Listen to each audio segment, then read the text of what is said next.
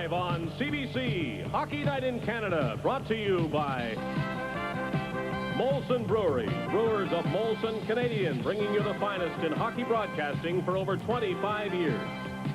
Canadian Tire. There's a lot more to Canadian Tire than tires. Canadian General Electric. We bring good things to life. Esso. You make us better. And by Ford of Canada. At Ford, quality is job one. Driving is believing. In his playing days, Al Arbour was respected as a hard-hitting, shot-blocking defenseman who played 17 years in the NHL with 4 different clubs.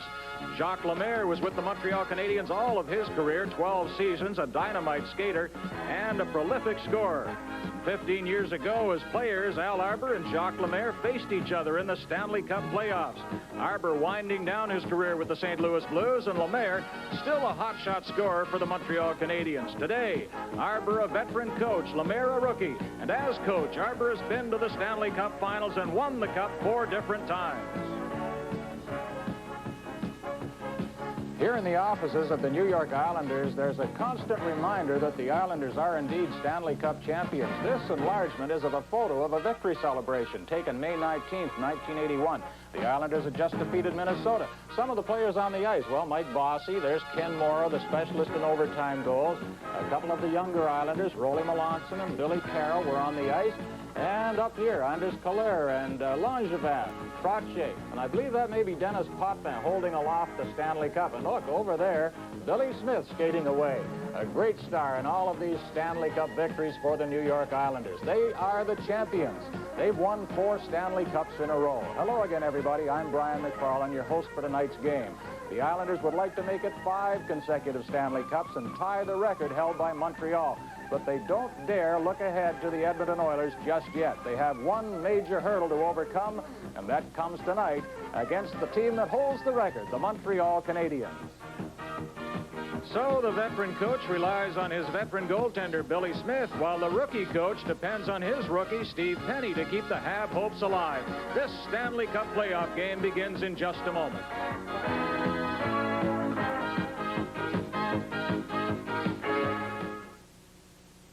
From Ford Special Vehicle Operations, the new Mustang SVO with a 175 horsepower turbocharged engine, Coney gas shocks, Goodyear NCT tires, 4-wheel disc brakes, articulated driving seats, 5 speeds, functional aerodynamics with biplane spoiler.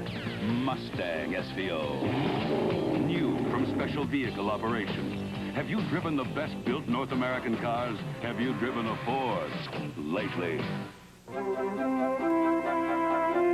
Introducing a great new addition to the land of Dairy Queen. New Queen's Choice Hard Ice Cream.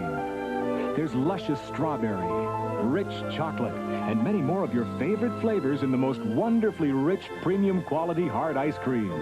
Queen's Choice Ice Cream at participating Dairy Queen stores now. In the land of Dairy Queen, we treat you right.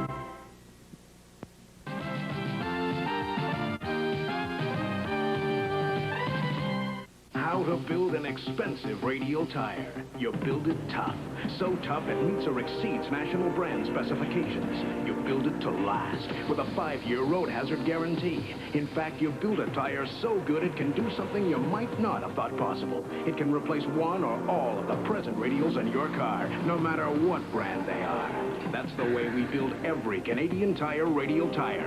It's everything an expensive tire should be, except expensive.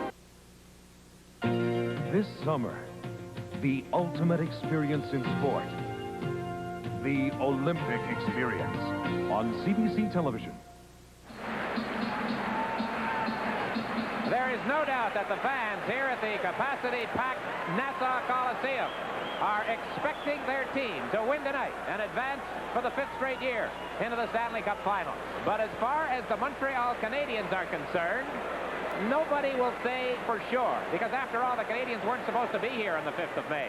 They weren't supposed to beat the Bruins. They weren't supposed to advance past the Nordics. So as far as Montreal is concerned, there is a little bit of hesitancy. Nobody really for sure.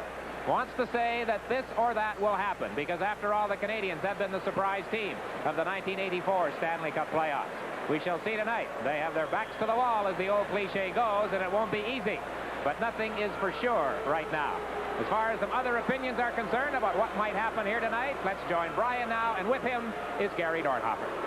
Well, thank you, Dick. And Gary, I know you believe a fast start is imperative for Montreal tonight, but how are they going to do that? Because the Islanders also believe in fast starts and winning at home. 39-9 since 1980, winning on home ice.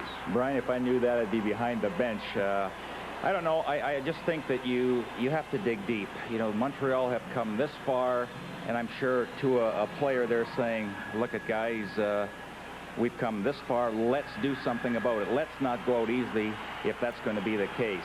Jacques Lemaire, I'm sure, has his team pumped up. They're going to be ready to play. 5 games have been decided by the team that scores the opening goal. They have won the contest. For Montreal to win tonight, they have to score the first goal. Okay, Gary, we'll let you go to work, and right now we'll join Danny Gallivan in the broadcast booth. And the teams are on the ice. And as Dick alluded to the fact that the fans are very excited. You know, a week ago tonight, the Islander fans were solemn, dispirited, with their team down 2-0 to the Canadiens. You could read a facial expression that said, indeed, the drive for 5 will stall against Montreal. But after last Saturday's victory, buoyancy and bounce and great lead are the obvious traits of the Islanders fans. They're announcing the lineup changes, and we'll continue on talking here. We'll give you those changes in detail in just a moment or two. And hanging majestically and proudly over center ice here at the Coliseum, you saw the Stanley Cup champion banners. They have 4 of them. 80, 81, 82, and 83. Billy Smith just got a big hand. And there's a man who works on that gum just as much as Toe Blake used to do. And chewing gum for Toe Blake with his immense coaching talent. He went along for 5 Stanley Cups. This man has tremendous talent as a coach.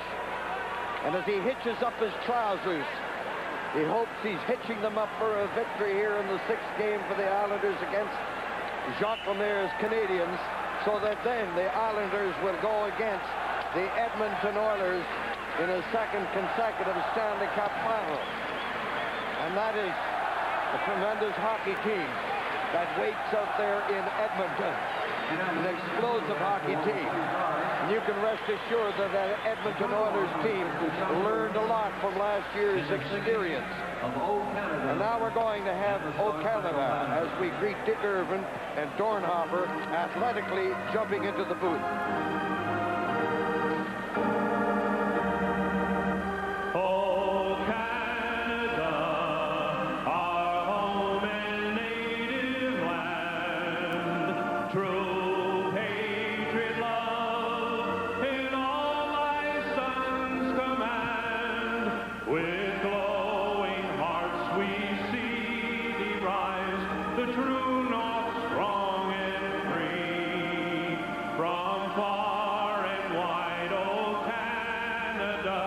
We stand on guard for thee.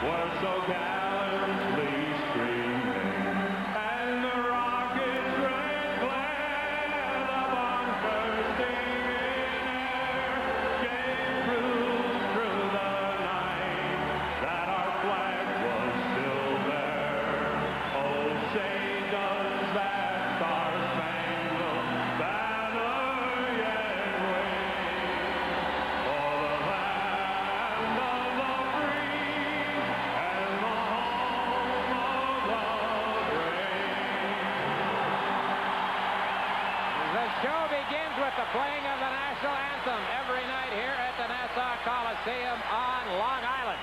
And the fans were in form tonight. The referee in charge, Dave Newell. The linesman working the game, veterans Ron Finn and Leon Stickle. Steve Pane will start for the Canadiens. He has started every game and played all but 32 minutes of this Canadiens-Islanders-Wales conference final. While at the other end of the rink, during this hockey game tonight, Billy Smith will establish another individual goaltender playoff record. The most minutes in playoff competition. He already has the most wins and the most games. And Gary, the atmosphere in this building is, as usual, exciting. Exciting place to play, Dick. The fans, they get into it in a hurry. They want to see their Islanders go for that 5 Stanley Cups. And that's all they talked about today in New York was the Islander Hockey Club, how they were going to demolish the Canadiens. Well, we'll wait and see. Danny? And it is underway. The Islanders with Potvin on the left side. Jumping to the attack, and they cleared into the corner, coming in on the right side. Flatley was belted on the boards by Hamel. It comes right out in front. And the Canadiens, Tremblay took a peek over his left shoulder, gave it a Walter, and a rising shot. Tremblay in there trying to clear it against Potvin. Here's Walter. Walter is knocked to the ice by Potvin. Tremblay with it. And the Canadiens now to the attack. They love to get that first goal. Tremblay takes a shot. It's blocked. Now Green pumped it back in there. Canadiens are on it. Mondeau to the other side. And Flatley down on the right wing for the Islanders. In over the line. Draped in on the boards by Hamel. Gilbert trying to clear it out. Now it's centered in front by Cabot. A shot. And it's blocked by Naslund. Naslund on the left side. He's going to try to get in there. But Morrow played him beautifully. Islanders with Goring, a great playoff competitor and a very productive player in the playoffs.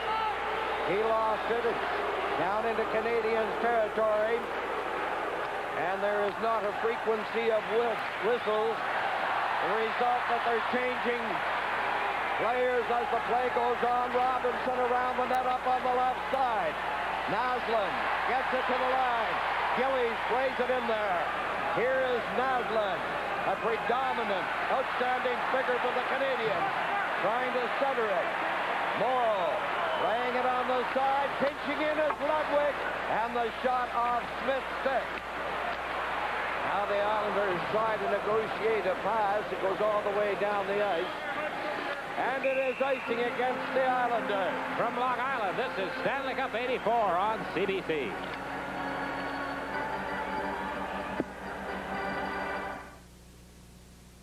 What's this?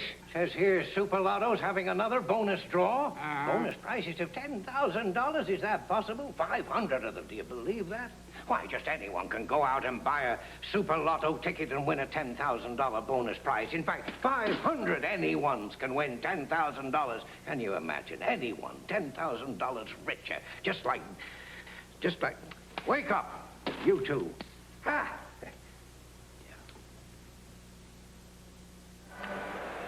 You know, prior to games, you've seen Dave Newell talking to the two captains, and what he does is go over what the players can do and can't do. The other night, you remember, Walter running into Billy Smith. That's something that the referee had talked about prior to the game, and he said he would call it, and he did exactly that.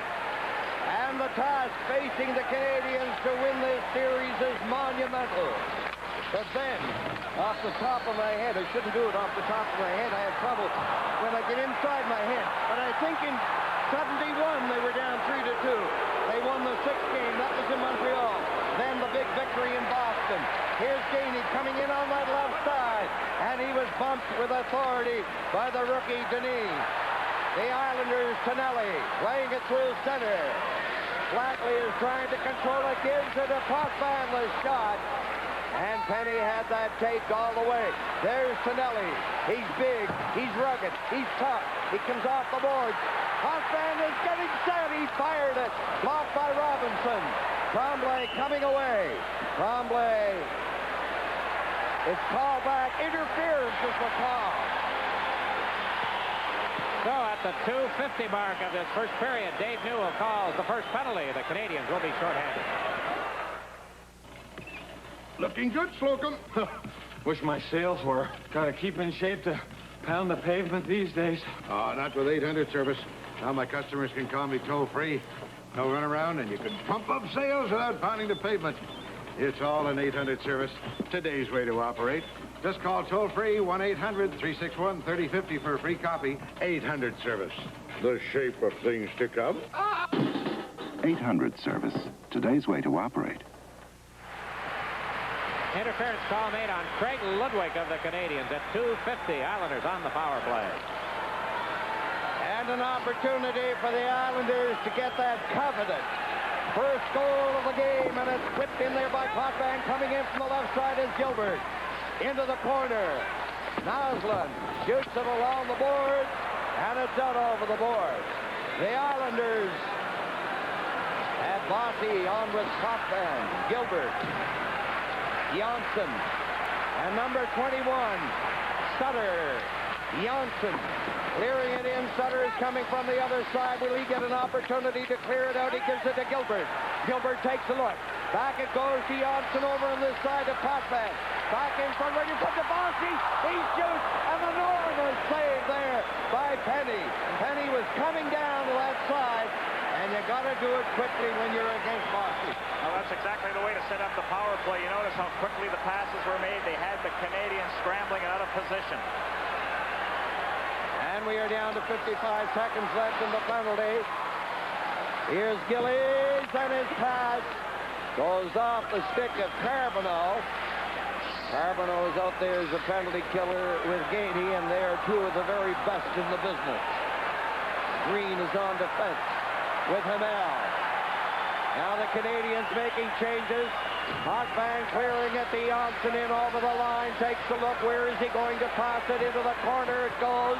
And it hopped over Trottier's stick. Green along the boards. Bossy is watching very carefully. Gillies in behind the net. Trottier spun around there by Hamel. Hamel is going to clear it, but not out. Here it is, shot in there, it's off the leg. Janssen to Potvin, back to Janssen, he lines up for the shot. Loose puck in from the net. Wild scramble. There it is, waiting for they score! Gillies!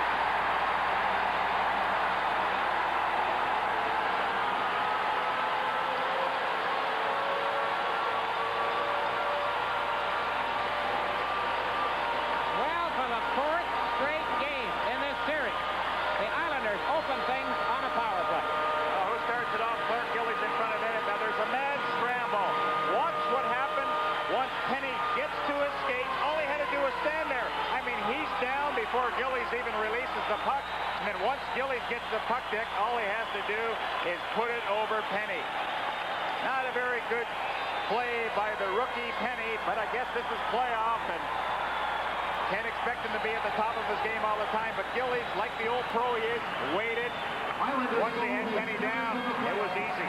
Scored by number 9, Mark Gillies. Gillies got 12 goals all season in regular season play. He's got 7 in the playoffs. And number 5, Dennis Potvin. The final goal, 4:51.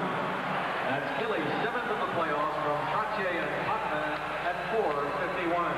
4:51, Trottier and Potvin assisting on the Gillies goal. And it is 1-0 Islanders. Robinson ahead to Bullet shot. His pass stopped by Boudelier. And the Islanders are on the prowl again. Along the boards. Canelli right out in front to Goring. And the Canadiens taking over a good pass there. Mondeau to shot. Back it goes to Nyland. Taken out of the play, knocked to the ice by Boudelier. And here's Dwayne Sutter. Islanders 1, Canadiens no score. Montreal making changes while the play goes on.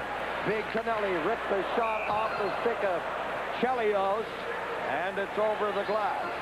So the goal by Clark Gillies has given the Islanders an early first period lead here at the Nassau Coliseum. Come on and grip the light fantastic. Get a hold of a light and easy. It's cool to the touch. Well, thank you very much. It's got a spray and serves the steam itself. Cleans like a dream. Come on and grip the light fantastic. light and easy irons from CGE. Come on and grip the light fantastic. GE, we bring good things to life. The goal was Gillies from Tremblay and Potvin at 4:51. And the assist by Denny Potvin, his 97th career in the playoffs, tying him with Jean Beliveau for the all-time lead. And he is in very illustrious company. Yes, indeed. Now the Canadiens coming in. Islanders fail to knock it out. High flying puck was cleared by Smith. Here is Gillies. Over the line. Keller cutting in, dropped it. From the corner, LaFontaine trying to get it out. Somebody is hurt down there in the corner area. Anders Keller of the Islanders. Whistle is gone, and the Islanders trainer now being assisted down to the scene where Keller lies on the ice. The Islanders had Pat LaFontaine out there in that shift. That's the only lineup change. He has been hurt. Nystrom is injured, and he won't play. Now let's take a look at what happened to Keller as he collides in the corner with Craig Ludwig. Very awkwardly. Did he ever go down there, Dick? And it seems to be his knee. Although the trainer now is working around the neck. And that's been the history of the Islanders. They keep losing players game after game, and the depth that they have on their hockey club has been unbelievable because they come back with other players that step in there and do a tremendous job. Now watch it here. They both go after the puck in the corner. First contact is made at the shoulder level. Hard to tell from that replay. He fell feet first into the boards. He is still on the ice. Well, John Pinelli, after the game the other night, Gary in Montreal on Thursday night, talking with us in the studio, and he mentioned the fact that the Islanders have been carrying so many players, and he said with the injury factor, it's been a good thing during the playoffs because they have had so many players go down with injuries that have kept them out for lengthy periods of time. Let's hope that Anders Keller is not seriously hurt as he slowly seems to regain his feet, and we hope his composure after the collision in the corner with Craig Ludwig. With the score, the Islanders 1 and the Canadiens nothing. We'll return in just a moment.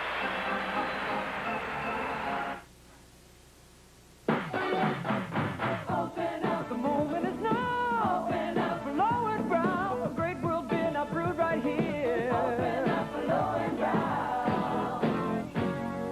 Open up, a taste of Europe, refreshing taste in German style. That great smooth taste is here and now. Open up.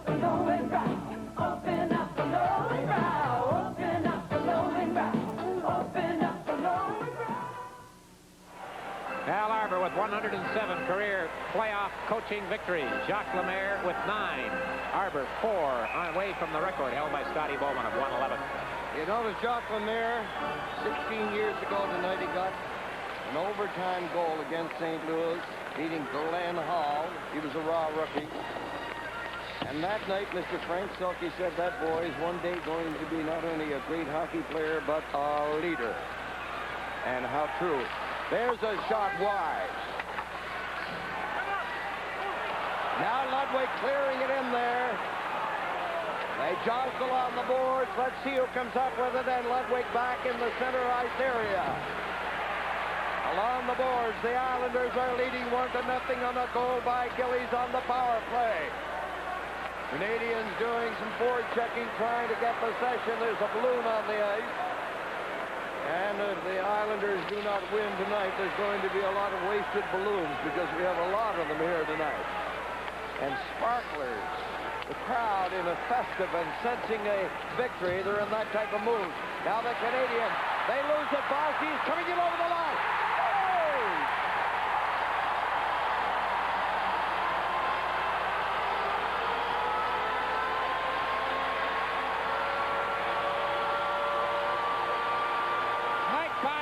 Stripping the puck from Bobby Smith and beating Steve Pane with a big shot, top corner. Here's the play on Smith. Well, that's good anticipation, Dick, by Bossy. Now watch him jockey for position. Has the time to unload it. Uses Hamel as a screen and just beats Pane cleanly.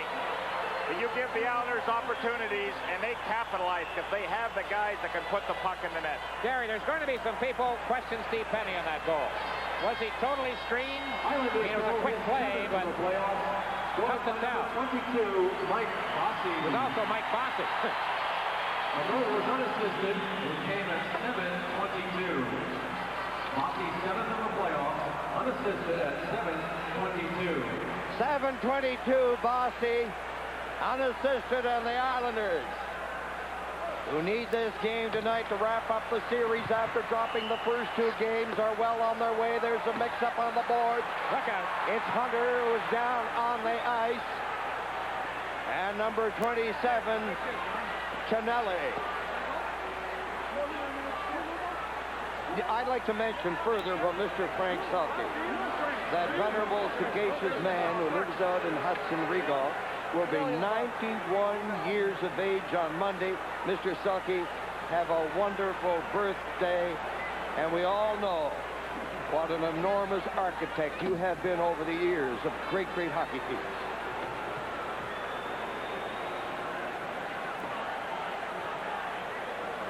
All right, Hunter goes to the box, and so does John Canelli. Well, gentlemen, it's been that kind of a series. The hitting has been there, the contact has been there, and at times it got a little out of hand. But referee Dave Newell, he's going to make sure that nothing develops and send the players to the penalty box. So Hunter and Canelli will serve a couple each for roughing.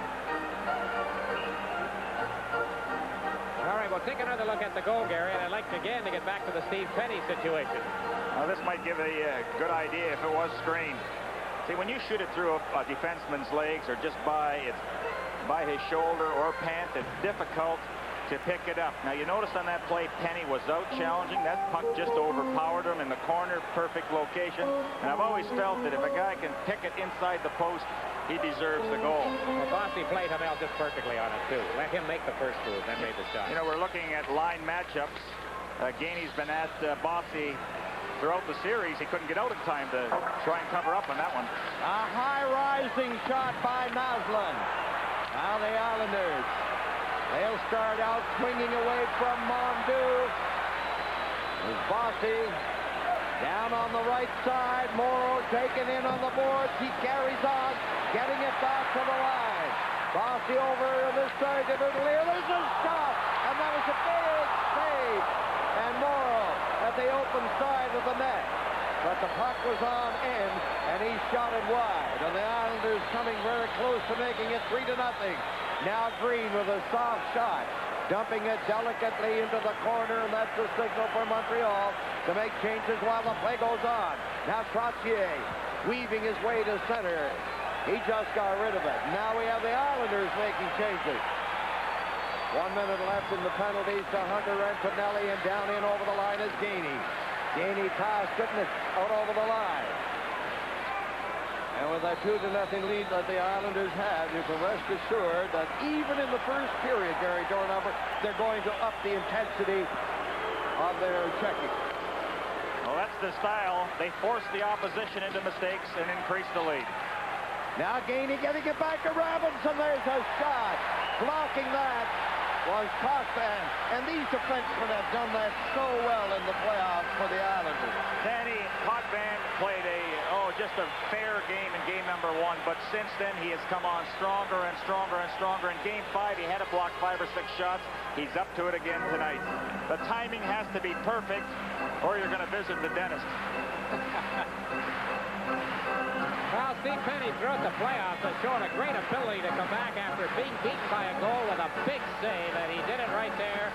Boudelier let the shot go. Morrow on the rebound was wide with the bouncing puck. Islanders 2.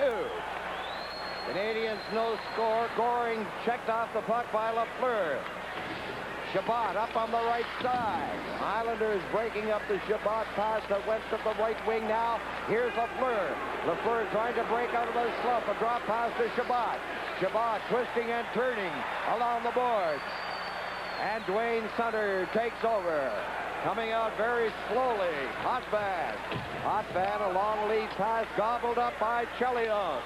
And the penalized players are back in circulation. Lafleur coming in off the right wing board. Lafleur shoots it right on. Billy Smith with a big play. And we have Hunter and Finelli again involved. Oh boy, that puck almost got through the open legs of Billy Smith. Mark Hunter breaks up against the crossbar right there in the conclusion of this, and the chant goes up again. Gary, Billy. Well, I really believe for this guy. You know, over the year, he's been a tremendous athlete, a tremendous player for the Montreal Canadiens. I know he's under the gun by the press, the fans in Montreal. I will not criticize him. In fact, as a player, respect for him, and he used to excite me just sitting on the bench. He's going through a tough time, and, you know, perhaps you should retire when you're at the top of your game. Well, that's like the night in Philadelphia is playing in Montreal. The coach told Dornhoefer to go out and watch Lafleur. Lafleur scored, and he was criticized. Dornhoefer was. He said, I thought I told you to watch Lafleur. He said, I did. Isn't he beautiful? Wasn't that great? That's a true story. It's 2-0 here. The Islanders in command so far in this hockey game, but it's just the first period. Now up on the right side, it goes off. Hunter stick, you know, to win a series after losing 2 games, it's not an easy thing. Now I'm talking about the Stanley Cup Finals only. In 45 years, only on 3 occasions has a team lost the first 2 games and then to come back to win the series. Toronto did it against Detroit when they lost the first 3 in 42. The Canadiens against Detroit in 66, and Montreal in 73 against Chicago. So that's a rarity, isn't it? I don't think I've convinced you, have I, Dornhoefer? At the line, in over the line. Sitting on the puck is Carbonell. And the faceoff will come outside the Islanders' blue line. 9:24 left, first period. The Islanders lead 2-0. You think I'm tough? This is tough. TR3 ain't no wax. Man, this stuff is something else. TR3 goes on easy, stays on hard. Makes your car beautiful. Like me. TR3 fights off the enemies like dirt, sun, and grime. You want tough? This is tough. TR3. Take it from me, Mr. T.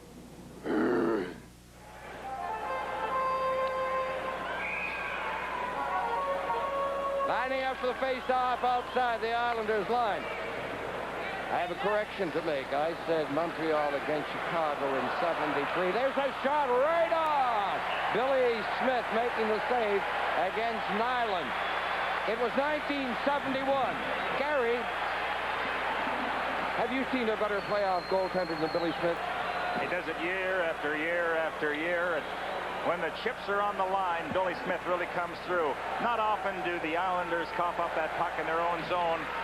And I guess teams get a little excited when they do. Well, here's a glorious scoring opportunity. Number 31 steps in and just makes the save. I thought you might have said Bernie Perron. He would be his equal. Bernie 1-2 for us. Played exceptional hockey. And we have 9 minutes and 9 seconds the time left here in the opening period, and the Islanders leading 2-0. Potvin lugging it out and clearing it into the Canadian zone. Green in there. He took a look at Goring up on the right side. Tremblay, good pass into the center ice area to Carbonell. Carbonell drifting off to the left wing. Taken out of the play by Potvin. Goring to the other side to Gillies. Bumped gently there by McPhee. Now Gillies got his stick way up high. Deneen is around the net. He's knocked to the ice by McPhee. They both went down. And it's very difficult to convince the Islanders supporters that there was not an infraction there and should have been called, according to them, against McPhee, who is now going in after Deneen again. So McPhee showing a lot of aggressive skating to the other side into the center ice area. Goring is in over the line to drop past the Gillies. There's the shot. Blocked by Robinson. Lafleur Clears it to the far side. Ludwig up ahead. And it's dumped to center by McPhee. Canadiens with Lafleur in over the line. Here's Lafleur handing it off to Chabot. Chabot around the net trying to center it. The Islanders just get rid of it. And pouncing on it for Montreal, Ludwig. Ludwig to Chabot. That was not a good pass intended for Walter. Pinelli coming down on the left side. He's pushed by Robinson. Centered it right out in front. Here's Morrow. In for Pinelli. Pinelli is rambunctious, a going concern for the Islanders. Robinson ahead to Gainey. Gainey in over the line. Tried to drop it back. And it hit the leg of Morrow. Robinson struggling behind the net. And the Islanders couldn't get out. Trottier was volleyed by Robinson. Bossy to Johnston. A high pass goes to center ice, and the Canadiens on it with Robinson returning it to Ludwig. Canadiens have to accentuate to a greater degree than ever the offensive aspect of the hockey game. They cannot afford the luxury of losing this game. It'll be the end of the season for them. And they are down 2-0 in this first period. 6.5 minutes left. Nyland hitting the Islanders line, dropping it back. And it's shot to center by Flatley. There is Green playing it ahead. And the Islanders take over, coming down on the left side. Gilbert, pass to Flatley. Canadiens, according to the Islanders supporters, had too many men on the ice. But I don't think that was the case. But they reacted strongly. 5 minutes and 50 seconds left. Here's Flatley in over the line. There's a shot. And that hit a body. Sharp angle shot by Flatley. Tremblay playing it up on the left side. Deneen cleared it to the line. Sutter, that is Brent Sutter, back to Deneen on the left side to Gilbert. Gilbert stepping nimbly at the line, and it is offside against the Islanders. The Islanders lead it 2-0 live on CBC. This is Stanley Cup 84. Good news comes in small packages. Escort and Links. Now buy a special package of options and get automatic transmission at no extra cost. Or take your choice of a second option package and get 5-speed transmission and AM/FM stereo radio at no extra cost. Now buy either Escort or Links with a special value package and get automatic transmission at no extra cost. Or 5-speed transmission and AM/FM stereo radio at no extra cost. See your Ford or Mercury dealer for details on this Escort Links offer today. This is the 7th different line combination that Al Arbor has had out there tonight, Jerry. He's got LaFontaine centering Carroll and Bossy. Bossy has played on 4 different lines. It's very difficult for Lemaire to match, so he might as well just go out and play. They need goals, so you have to go right after the Islanders and never mind matching.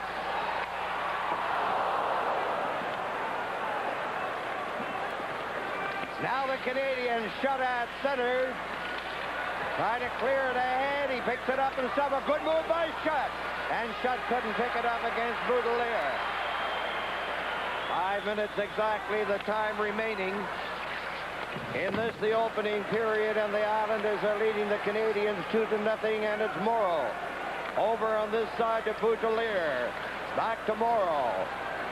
Taking his time in the center ice area, Boudelier. Playing it across the Canadiens line. Good forechecking here by the Islanders. You have Dwayne Sutter out there with Carroll and Goring. Canadiens couldn't mount an offensive attack.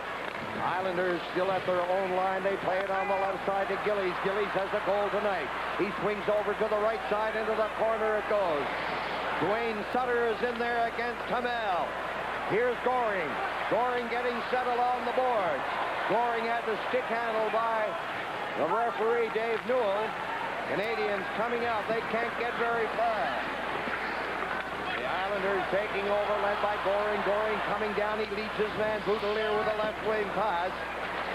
But it was a stuttering, stammering effort on the left side as Boudelier had to ease up to take the pass. Now the Canadiens. Boudelier upended his man. And there's a tripping penalty against number 4 of the Islanders. The Canadiens, who have been struggling on the power play all season, and particularly in this series, will now get their first power play chance as Boudelier goes to the box at 16-13. We know what, we know how, we know what we want, and we want it now. So only the best will do, and the best is that Pepsi taste that keeps coming through. Come on, Pepsi, you want the best taste? Come and make your Pepsi now. Come on, Pepsi, taste the best taste. Come and make your Pepsi now. The Islanders' very impressive 20-year-old defenseman Paul Boudelier off for tripping at 16-13. The Canadiens 0 for 5 on the power play on Thursday night, 0 for their last 12 in this series. They have been struggling.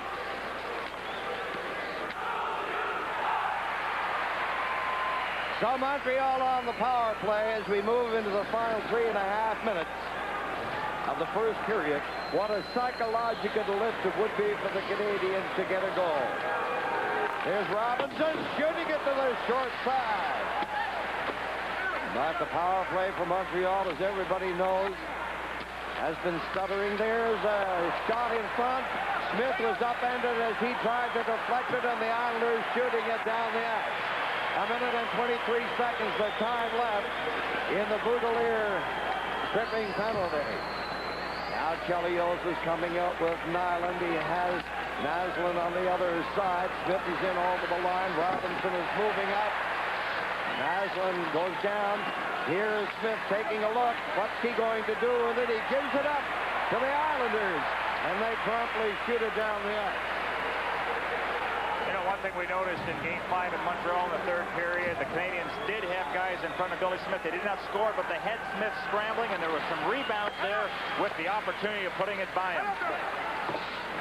And now into the corner area. They fight for possession. It comes loose, and there is Goring. And what an invaluable man he is for the Islanders, particularly in playoff games and especially killing off penalties. Very difficult guy to play with, because as soon as you touch the puck, you have 91 right beside you. Very tenacious in his checking. And, you know, the Canadiens are getting in there, but they're getting out-muscled for the puck. They're not determined enough to come up with that puck. There's the lead pass from Chelios to Nyland, dropping it back. And that brings the Canadiens back into the center ice area. Now Johnsson just got rid of it. And we have the expiration of the penalty to Boudelier. Lafleur can't catch up with it at center. Offhand playing it back. Here's Denis coming out slowly on the left wing. Trottier gets it. Cleared it in over the line for Tonelli. Tonelli around the net. Trying to center it. Still fighting for it. Fighting with great determination. And finally the Canadiens Hunter cleared it down on the right side. Here's Denis. Offhand up on the left side to Tonelli in over the line. Giving it to Trottier right in front. And Bossy couldn't pick it up. A minute, 1 second left. Now the Canadiens going in, and Trottier cleared it out over the line. The shots on goal, 6-5 for the Islanders. They lead 2-0 as the Montreal Canadiens. Bounce it back in there, and Smith can't pick it up against Denis and Potvin. Now on the left side, Gillies at center. In over the line with Sutter. Along the boards, they jostle for possession. Behind the net, Brent Sutter is knocked to the ice. So is Flatley. Gillies goes in there to help out, and they might get a whistle. They do. We are 24 seconds away from the end of this first period. Clark Gillies, who opened the scoring in this game, will be guesting with Brian McFarland in our upcoming first intermission, and we will also have a special Hockey Night in Canada feature on the Special Olympics. And I noticed, Gary, when Gillies popped that goal early, they were very quick to put up on the board. Team scoring first goal of game has won 66% of games in playoffs. I think everybody in this building knew exactly that, Dick. But that last sequence gives you an idea how the Islanders grinded out along the boards. You know, the team concept that Al Arbor instills in everybody. Work, work, work, and always never too late to come back. And we have 15 seconds left in this, the opening period. The Islanders can't clear it out the first time. They get an extra effort, and they get it to center. Robinson clearing it in there, and that'll bring about the end of the opening period with the Islanders getting a standing ovation, and they lead 2-0. Well, what chances the Montreal Canadiens did have. Billy Smith was there, but again, good defense by New York. They just stymied the Canadiens in their own end. The Islanders outshot the Canadiens in the first period by a margin of 6-5. And so the score at the end of the first period, the New York Islanders 2, the Montreal Canadiens nothing. Stay with us for our first intermission.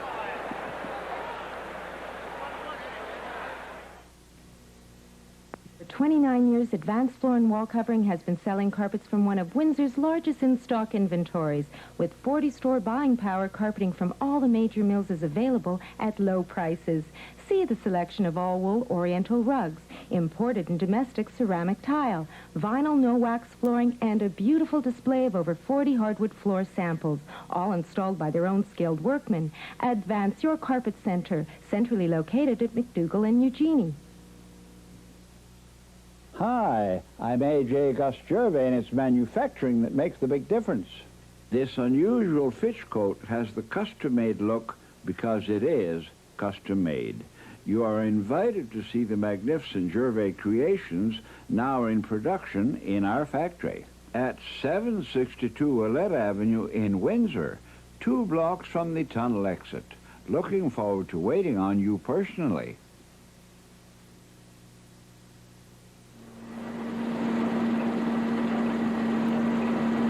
If you've ever tried to harvest soybeans in a field infested with black nightshade, you know the problem. These little berries can plug up your combine and give you a load of stained beans besides. It's a terrible problem. Fortunately, Lasso herbicide offers a solution. Lasso consistently controls black nightshade. Lasso controls black nightshade better than anything.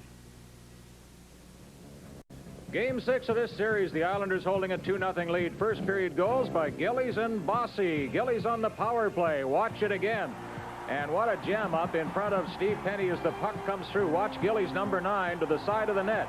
Trotzy and Potvin there as well. It came at 4:51. The puck finally comes over to Clark Gillies. Steve Pane is down off his skates. And here comes the puck over now. Gillies makes a fine move here. Waits and pops it into the corner, and he's our guest in the first intermission. Clark Gillies having a sensational playoff year, and I believe, Clark, that some of that is because of a conversation you had with Bill Torrey with about 20 games to play in the regular season. Tell us what happened. Well, the season for me was really a disaster, and I went and saw Bill, and we had a long talk, and he basically just said, you know, forget about the season. We know you can contribute if you get your head in the right, going in the right direction, and I tried to do that, and so far it's been going real well. Boy, we should all talk to our bosses like that. Might help. That was a fine goal you got, and a super goal by Mike Bossy. Mike really shot the puck there. I think he used Hamel, I think it was, as a screen, and put it in the top corner. That's one of Mike's bright spots. He can use the defenseman for that, and when he gets it away hard like that, it's tough for the goalie to stop it. One plus the Islanders have, though, is the depth, because you've had so many injuries throughout the playoffs, but you always seem to find a body to fill the spot. Well, everybody was saying that the Islanders are going to make a lot of trades during the trade deadline. We had 7 extra bodies. And Bill Torrey said, you know, we may need the guys, and once again, he's ended up looking like a genius, because we've needed every single guy that he kept on the misery squad, as they call it, and they played well for us. The word on you is that you're an amiable, fun-loving kind of guy in the dressing room, full of hijinks and everything, but when you get mad, you play your best. Who are you mad at these days? Well, tonight I'm mad at Gordy Janine because he hit me in the eye with a stick during the warm-up, but I don't know. I'm kind of mad at myself, I guess. I want to go out there every night and play as well as I can now, especially, as we said, in the playoffs, and try and salvage something out of this season, because I really feel that I hit the bottom during this season, and now I want to try and work my way back up. Well, you're certainly doing that. And you mentioned young Gordon Deneen, and you think about Flatley and LaFontaine coming back. You've got the good young kids coming along, too, and that's an asset. Oh, there's no question. We've got 4 or 5, 20, 21, 22-year-old players that are that fit right in there playing like real veterans, and it really looks good for the future of the team. And I just hope I'm 30 now. I hope I'm part of it for another 3 or 4 years anyway. I'm sure you will be, and have a great rest of this hockey game tonight. All right, thanks, Frank. Thanks, Clark Gilly of the Islanders. Our first intermission resumes in just a moment.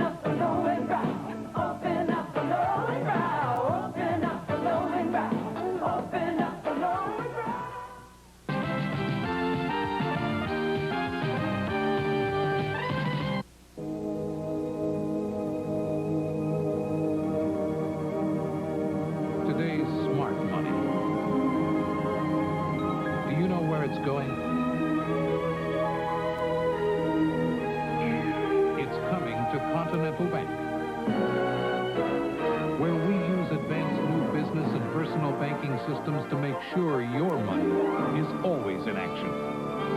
Continental Bank of Canada. Bankers in action. In major centers all across Canada, business travelers are discovering Holiday Inn hotels are a better place to be.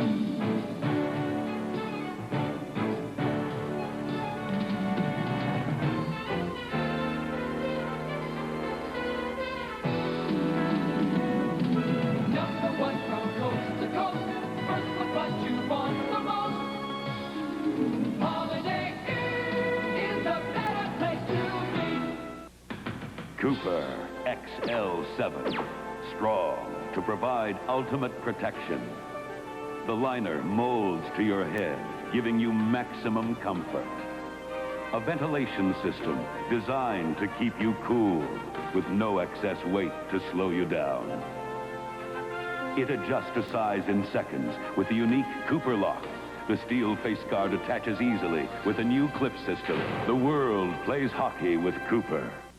Teleconferencing. Welcome to today's way to hold a regular interbranch meeting without ever leaving the roost. Everyone there? Calgary? Because travel time is money. It's all in teleconferencing. Today's way to operate. Call toll-free 1-800-361-3050 for your free booklet. And learn how to bring your people, wherever they are, under one roof. Teleconferencing. Dial a meeting of minds without the bother of meeting. Teleconferencing. Today's way to operate. Power play goal by Gillies.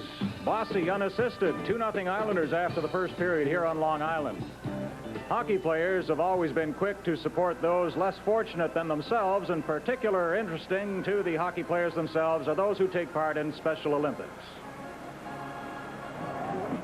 You're about to witness scenes from a truly great sporting event, which took place at Louisiana State University in Baton Rouge last summer. It's the International Special Olympics with teams from 53 countries. And this is Team Canada, the largest team from outside the United States. 200 mentally handicapped athletes from across Canada with their coaches, acknowledging the applause of the 60,000 spectators. Special Olympian from Baton Rouge, Freddie Lee. One of Louisiana's own athletes carries the Olympic flame on the last leg of its journey to the top of this jam-packed, super excited stadium. What an effort! What a crowd, what emotion. The word that describes this spectacle is awesome.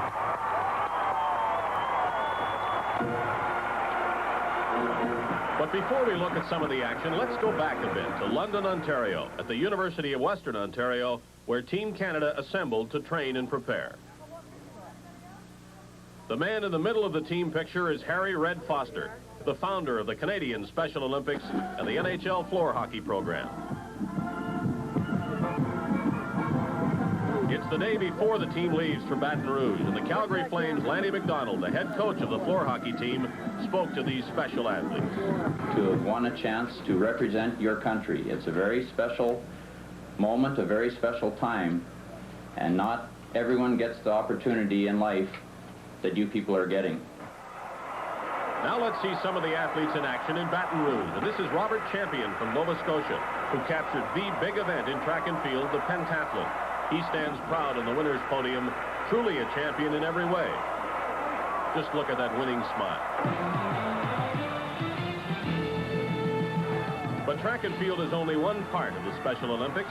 Here's just a small sampling of some of the other events in what has quickly become the fastest growing and largest sports program for the handicapped in the world today.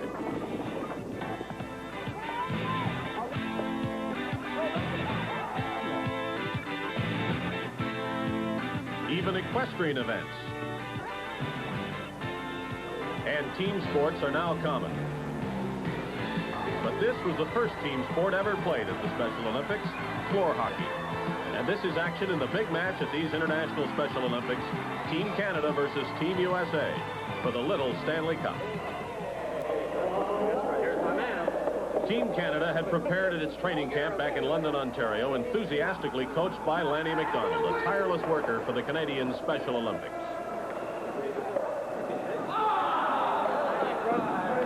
Other NHL players and coaches were there to help too. Detroit's Colin Campbell, Toronto coach Dan Maloney. Veteran NHL referee Bruce Hood has been volunteering his help for the NHL floor hockey program, along with linesman Leon Stickle for many years. As have several other NHL personalities, including number 99, Wayne Gretzky. There's 420 hockey players that play in the league, and I'd be willing to bet if you asked 420 people, they'd be willing to show up to play with the kids and to work with the kids. Back to Baton Rouge and the Little Stanley Cup game. That's ex-Boston Bruin Ken Hodge coaching Team USA.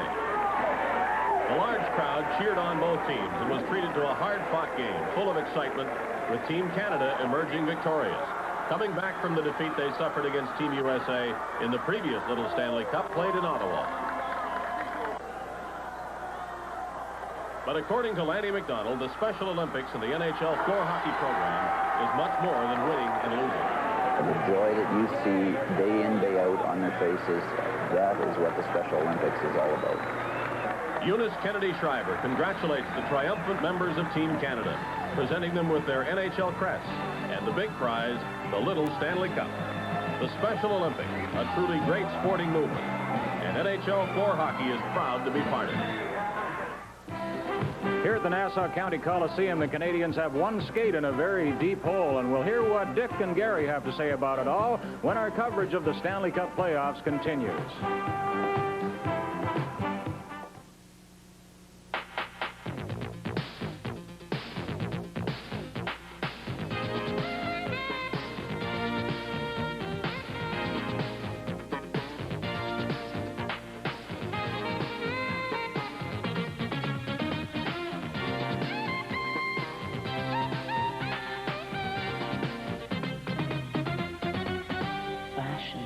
Goes to your head. Gee, we bring the thing to life. Load! Ready! Aim! Fire! Introducing the Spalding cannons. The metal wood's so powerful, they're going to start a revolution. The Spalding cannons. For long, accurate shots, shot after shot. Don't just reach for a wood. Fire a cannon. The Top Flight XL and Executive cannons from Spalding. Oh, have you heard the news? About Ontario's twice as fun bonus draw is back. Oh, wonderful. Do I still get 2 jackpots for the price of 1? That's right. So now when I play Lotterio, I'm automatically in the second bonus draw for $250,000 each week. That's right. But this time it's for 8 weeks. 8 weeks? Oh, now Lotterio really is twice the fun. That's right. That's right.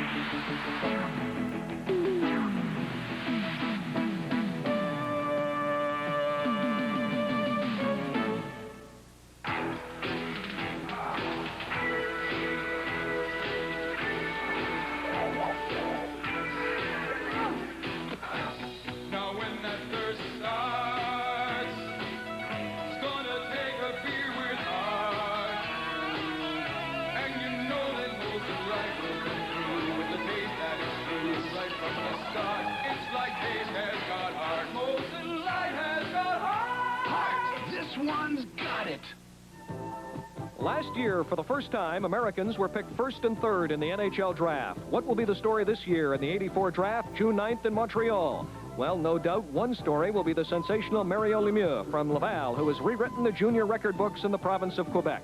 For the first time, Canadian viewers will be able to follow their favorite team's selections as Sports Weekend brings you a television first. It's live coverage of the NHL draft from the Montreal Forum. See it Saturday, June 9th. This young man is a happy young man right now. He's the son of Islander goaltender Billy Smith. He is one of the balloon brigade here tonight at the Nassau Coliseum. And there's Pop in the nets, almost ready to start this second period of play. Gary, one thing we saw in that first period with the Islanders ahead 2-0, I guess it's cliche, but it's typical Islander hockey. They do grind it out, don't they, Dick? They're very persistent in their forechecking. They cause turnovers. I'm looking for a weakness in the Islander attack. I can't find one. You know, inside the blue line, I thought that one thing that the Canadiens did, especially in the Boston series, surprisingly perhaps, was win the boards. They really slugged it out against the Bruins, but here tonight, that's been a problem for them. It has, Dick, and you just have to hand it to Al Arbour. You know, I don't care how many superstars you have in your hockey club. You need direction from behind the bench. Arbour has the team playing as a team. There are no selfish hockey players on that hockey club. They have one goal in mind, and that's to beat the Canadiens out in the conference final. Each man contributes in his way, and it doesn't matter what line Arbour sends out there, they do the job, whether it's at the center ice in their own zone or in the Montreal zone. They work. This camera shot proves that we are indeed broadcasting from in the crowd, and now ready to broadcast the play-by-play from in the crowd. Danny Gallivan. And we're all set. At center, it's Smith for Montreal, Gainey on one wing and Hunter on the other. The Islanders with Flatley going up there, a backhand shot into the corner. Here's Johnson with a screen shot, and the leg saved by Pane. 2-0, the Islanders lead. And they're up there forechecking. Now they fall back with the Canadiens starting down the ice, but it's going to be icing. And you know, you ask yourself the question, how good are the Islanders? Are the Islanders as good as that 1952 Detroit team? Oh, what a powerhouse that was. Canadiens 56-60. The Canadiens 76-79. And then Punch Imlock had some great teams, 62-63, 64. But I think it's obvious that you cannot compare that which is not comparable. And you can't do that because the game has changed so much. I think it's suffice to say that this is a great New York Islanders team. That's the best way out of all of that, Danny, I would think. I would think. And there's a fellow who has been the royal jelly of this team, I would think, over these 4 previous years. A very muscular individual. Good two-way hockey player. I've referenced to Trottier as the Canadiens start out. In on the left side. Here's Schutt shooting it. And a blistering blast just went wide. In the Islanders in their own zone. Boudelier clearing it to an open wing, and it's gobbled up by Gainey. Gainey getting set. And a big save by Billy Smith. Well, unfortunately, at this moment, we have a sad note to report. Canadian Sports Network President Ted Huff and all of us associated with Hockey Night in Canada join with friends of the family of Toronto Maple Leaf alternate governor Bob Sedgwick, who died this morning. We are shocked and sorrowed at Bob's sudden passing. John Ziegler, president of the National Hockey League, issued a statement. He said the NHL and all of hockey have suffered a tragic loss in the passing of Bob Sedgwick. His wisdom, wit, and consummate legal skills have been an invaluable contribution to the NHL progress these past few years. So all of us extend our deepest sympathies to his wife, Marg, and to the Sedgwick family. And you know, Dick, it was 3 weeks ago last Wednesday that I sat in on a Hockey Hall of Fame meeting with Bob, So it's a shocker to hear of this passing today. Canadiens, everybody up. 2-0. The Islanders are leading, and it's Potvin scooping it to the other side. Now Nyland. Let's see if the Canadiens can keep it in. A bouncing puck. Chelios struggles, tries to set up Nyland. And the Islanders. Brottier upended, gets it out on the right side to Bossy against Robinson. And it's shot in there wide. Into the corner. Chelios. He hits the Islanders' Trottier. And the Canadiens can't get anywhere from center. It's fed back in there by New York. Montreal. They need a goal in the worst way to lift their spirits a bit and get them back into very serious contention. They're down by 2. 2-on-1 for the Islanders. Pinelli tried to make it deep. He centered it back. It came in. The Canadiens had it roll into the center ice area. Anthony pounces on it quickly and sends Montreal back there with Robinson, who has been an outstanding figure in the playoffs for the Canadiens. But I think Gary Dornhoefer, we'll get to you in a second. There's a shot. Big save. Loose puck in front. Here's Morrow shooting it. And a screen shot. And I don't know whether that got all the way to Pane. We have pressure here by the Islanders. A sharp angle shot. And Robinson lugging it and getting it into the center ice area. Hunter shooting it down. I was going to ask you, Gary Dornhoefer, we talked about the great play of Robinson. He may be a bit tired by now. There's a shot blocked at the line. Well, Danny, they've gone with 5 defensemen in every game of the series, and that certainly is going to take its toll after a while. 2 minutes and 42 seconds have gone by. Big Smith coming in on the right side. Here's Smith dumping it gently right in front. And Brent Sutter was there to clear it to the corner. Boutelier, he's an elegant skater, this young man, number 4, clearing it in. Taking the puck for the Canadian screen, sending Walter away with Lafleur. Lafleur in there, carries on. The puck stayed behind. And Lafleur going after Flatley. Shut in for Lafleur. Lafleur clearing it ahead. Here's Shutt winding up for the shot. A low, hard drive wide. Gilbert played it through the center ice area, and he missed Brent Sutter. And Lafleur clearing it in. The Canadiens led by Lafleur and Chabot are in there. And the Islanders fail to clear it out. Fake shot there by Shutt. Shutt at the line. Clearing it into the corner. Chabot has it knocked away. Montreal will keep it in. There's Lafleur twisting and turning. And the back pass taken by Flatley, who cleared it out. Now we had Amel dangling Flatley on the end of his stick. There's a shot from the line. Smith had that taped all the way. It was partially screened for a fraction of the second, but then he picked it up when it was still 10 or 15 feet out. Lafleur on the right side, passing it at the line. Chabot a very weak and feeble effort on that shot that went off Janssen's leg. Dwayne Sutter on the right side, trying to cut in there. A trailer. Carroll picked it up, gave it to Sutter, to Janssen. He shot it right in there. And a quick maneuver by Pane. Otherwise, that puck would have been in the net. It's Danny coming back, along with Tremblay. Into the corner. Carbonneau. Potvin takes a look. He's one of the best rushing defensemen, not only in the game today, but in any year. Right in front of comes. And they try to jam it in on the short side. Right at the lip of the crease was number 12, Sutter, Dwayne Sutter. Over on the far side, Chelios. It's knocked away. Back at the line. Tremblay knocking down his shot from Captain Gainey, and the Islanders can't get anywhere. Montreal playing it back in there, but the penetration isn't deep enough for the players to follow in, and they elect to make changes. And let's see what's happening here.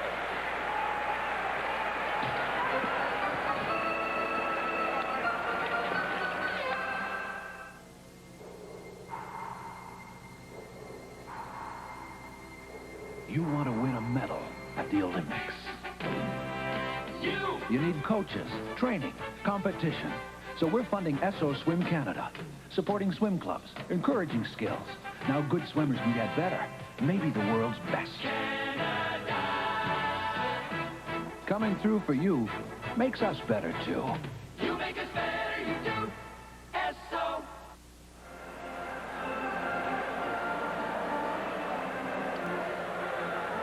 We've had a delay in this game because of an injury to referee Dave Newell. It would appear to be his left hand or left arm as he goes to the Islander dressing room side. Now, there are alternate officials in the stands at all times during the Stanley Cup playoffs. Do we know who the alternate is here tonight? Check the list. The alternate is Andy Van Hellemond. That's interesting about the officials.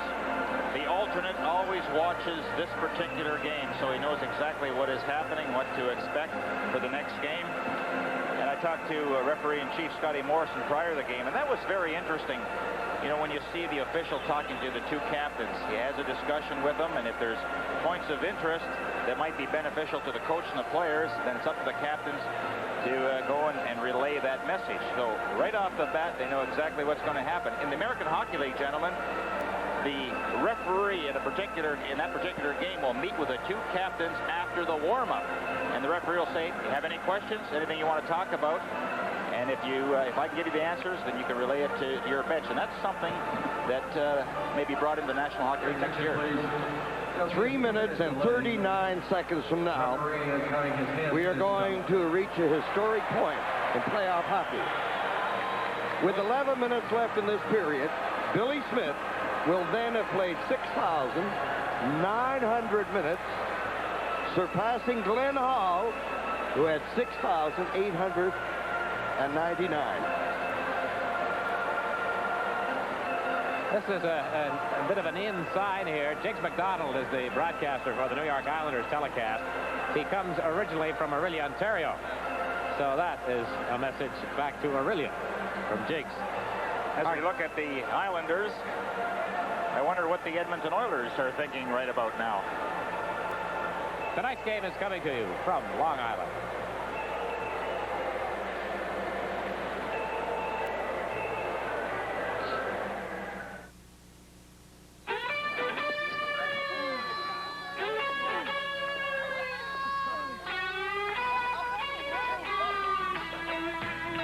Now when the thirst starts, it's gonna take a beer with heart. And you know that Molson Light will come through with a taste that is true. Right from the start, Molson Light has got heart. Molson Light has got heart. Its light taste has got heart. Heart! This one's got it.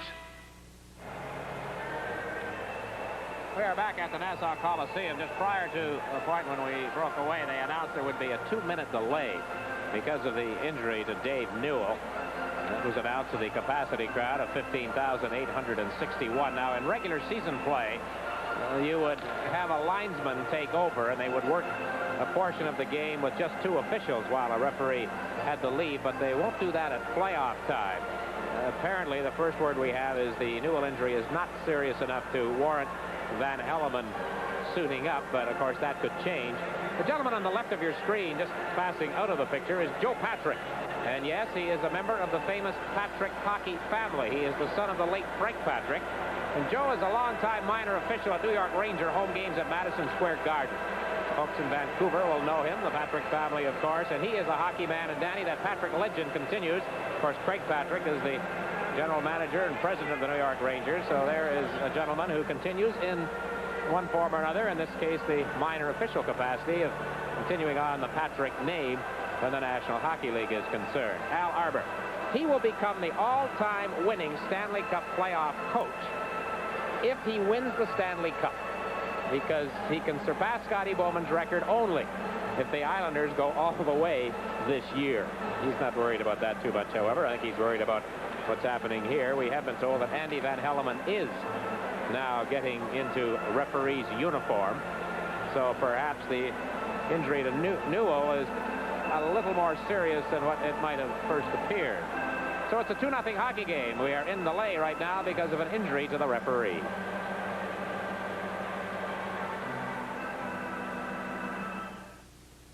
Find someone to look after your investments, John? Yes, Pitfield Mackay Ross did an outstanding job. First, they did an in-depth review of my finances. Then they laid out a portfolio that's just right for my needs. And they follow up, make sure it's always up to date. But you must have heard of Pitfield. I've done business with Pitfield Mackay Ross for years. They've got the right people in the right places. The right people. That's Pitfield Mackay Ross. Pitfield Mackay Ross. Choosing us could be your most important investment decision. On the second intermission, Bobby Orr and the Hockey Legends will feature Toronto goaltending great Johnny Bauer. Cheer more when the goals are scored, as long as the home team wins. Exactly.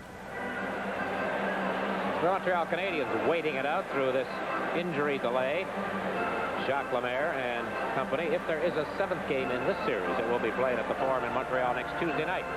If there is not a seventh game in this series, the first game of the Stanley Cup Final will be played next Thursday night here on Long Island. You know, having looked at the Montreal Canadiens, I think they wonder what they have to do to get a good scoring opportunity because the Islanders have covered so well in that slot. Okay, we'll just check in now at our studios for a minute. Here's Brian McFarland. Dick, I'm here with Andy Van Helmen, the backup referee tonight. Quickly, Andy, tell us the situation with Dave Newell.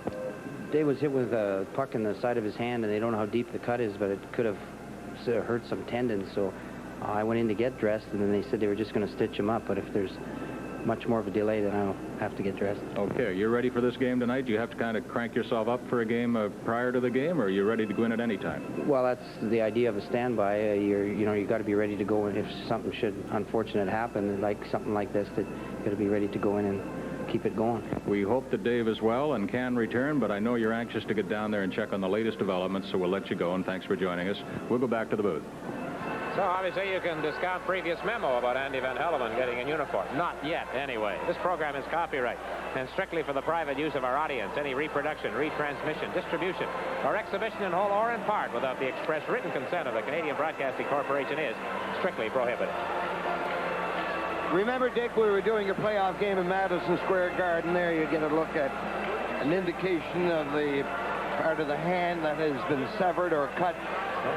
I think it was back in 1972, and somebody got injured in the third period, and Scotty Morrison took over. Remember that? Right. Frank Goodberry also came out of retirement. Yes. It was here, I believe, in this building, that Frank had to put on the skates and work the last portion of a hockey game. Not a playoff game. I don't think it was a playoff game.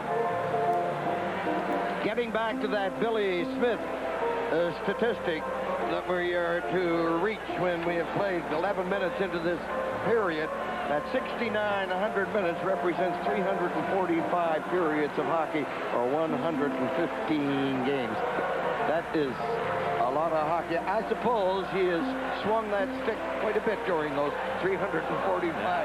No, we've got to be factual. We have told you that he's probably the greatest clutch goaler we've had in hockey in many, many years. But there's no denying the fact that he clears the people away from the front of his goal. Well, Steve Pane must be learning something from Billy Smith as he has this experience, because Smith has played so well in the playoffs. The balloons are now bouncing around on the ice, and some of the players are bouncing the balloons around as they try to get rid of it. If you have just joined us, this is not the start of the hockey game or the start of a period. The teams have played 5 minutes and 21 seconds in this second period, and the play was halted because of a hand injury suffered by the referee, Dave Newell.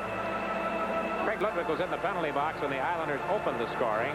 Ludwig took an early first period penalty, and Clark Gillies then scored the goal that gave the Islanders the 1-0 lead, and that followed a pattern that they have established.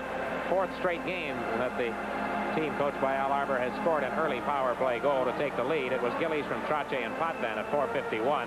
And then Mike Bossy stripped the puck from Bobby Smith of the Canadiens and scored an unassisted goal at 7:22 to make it 2-0 for both Gillies and Bossy, their 7th playoff goals this year. You were saying, what do the Canadiens have to do? You know, one thing that everybody has talked about the Canadiens, Gary, and we certainly did toward the end of the season when it became obvious that one of the things they were lacking was a potent attack and a lot of goal-scoring ability, really, spread out or otherwise. even a couple of fellows who you could look at and count on as scoring. That's the problem that this team has when they're down 2-0 in a hockey game. Right, who can you count on to come up with that big goal to get them on track? But watching the game tonight, and also, in fact, the last 4 games, Dick, I am so very impressed with the Islanders on their team defense. Every player has an area to cover, a position to cover, but the most important part behind their blue line that they do so well is in the slot. They always have somebody waiting there, and I think tonight, up to this point, they've picked off at least 8 or 9 passes that have resulted in the transition from defense to offense. Now, Al Arbour is certainly responsible. Well, one other guy that I think should be mentioned is Lorne Henning. Now, he spent a lot of years with the Islanders as a player. He was a defensive specialist and also a penalty killer. Al Arbour relies on his insight into the hockey, his hockey brain, and uses Henning's talents and what we're seeing out there. And it's just amazing how they can play. And this is going to be a major concern with the Edmonton Oilers and how to get good scoring chances against the Islanders. So the delay here at the Nassau Coliseum because of the Newell injury is stretched a bit longer than 2 minutes. It's 2-0 New York.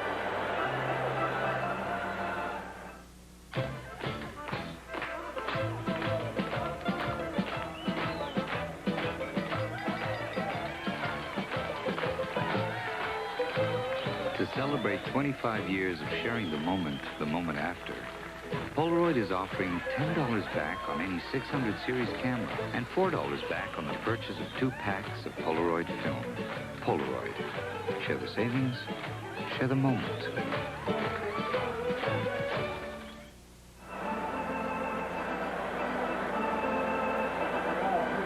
Here at the Nassau County Coliseum. We have a delay because of the injury to referee Dave Newell. In the studio, Rick Walmsley of the Canadiens.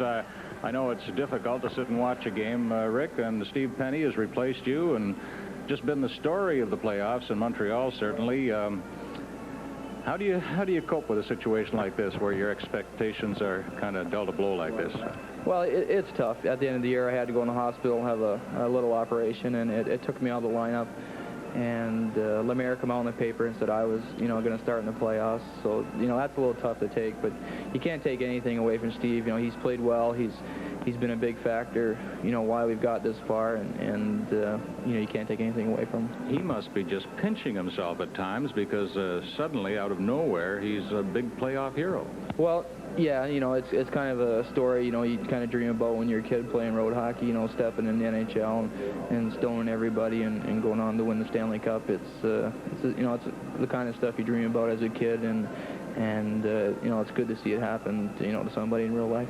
Well, there's competition in every phase of life, especially in sports, so I guess you figure, or have to figure, if it wasn't Steve Pane giving you a battle for your job, it'd be somebody else standing there. Well, that's true. This isn't like you're playing Pee Wee in Port Dover, where... Oh, you got the plug in. Yeah.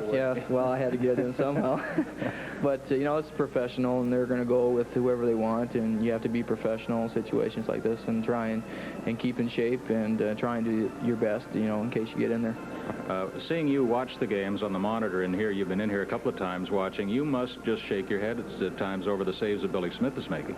Yeah, he's a proven playoff performer, and he's a major reason they're this far, too. I think, the 5th game against the Rangers is one of the best games I've seen in a long time, and he certainly, kept the Islanders in the game, late in the game, and in the overtime, until Morrow scored. So he's a veteran, he's a proven playoff performer, and, he says he likes the money, and he just comes through when he's supposed to.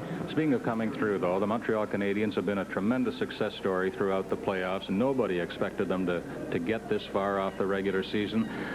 What has Jacques Lemaire done? We've asked a lot of people this. What has he done with this club to get it cranked up like he has? Well, I think he's given everybody, a lot more confidence than we had near the latter part of the season. We put in a new forechecking system where, we try and plug up the middle of the ice. Everybody knows that now.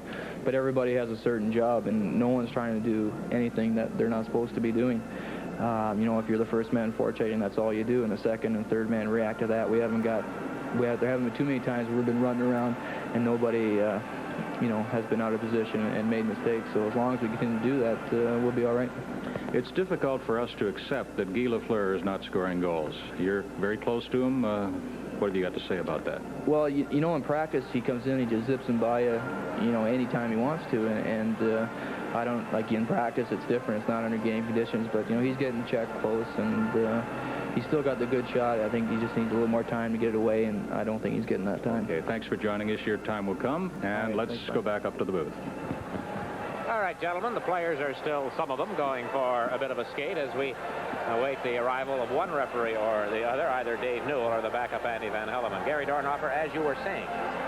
Yes, Dick, I guess I was a little premature in the Oilers studying the New York Islanders and what they do in the finals, that this game is not over by a long shot. And in fact, I think you have to be very impressed the way the Canadiens have played in this series, Dick. Had it been any other team than the New York Islanders, they would probably be ahead in the series. You know, it's also they fall behind 2-0, but it's still 2-0 after that score early in the first period. And that's what we have here as we wait out the delay.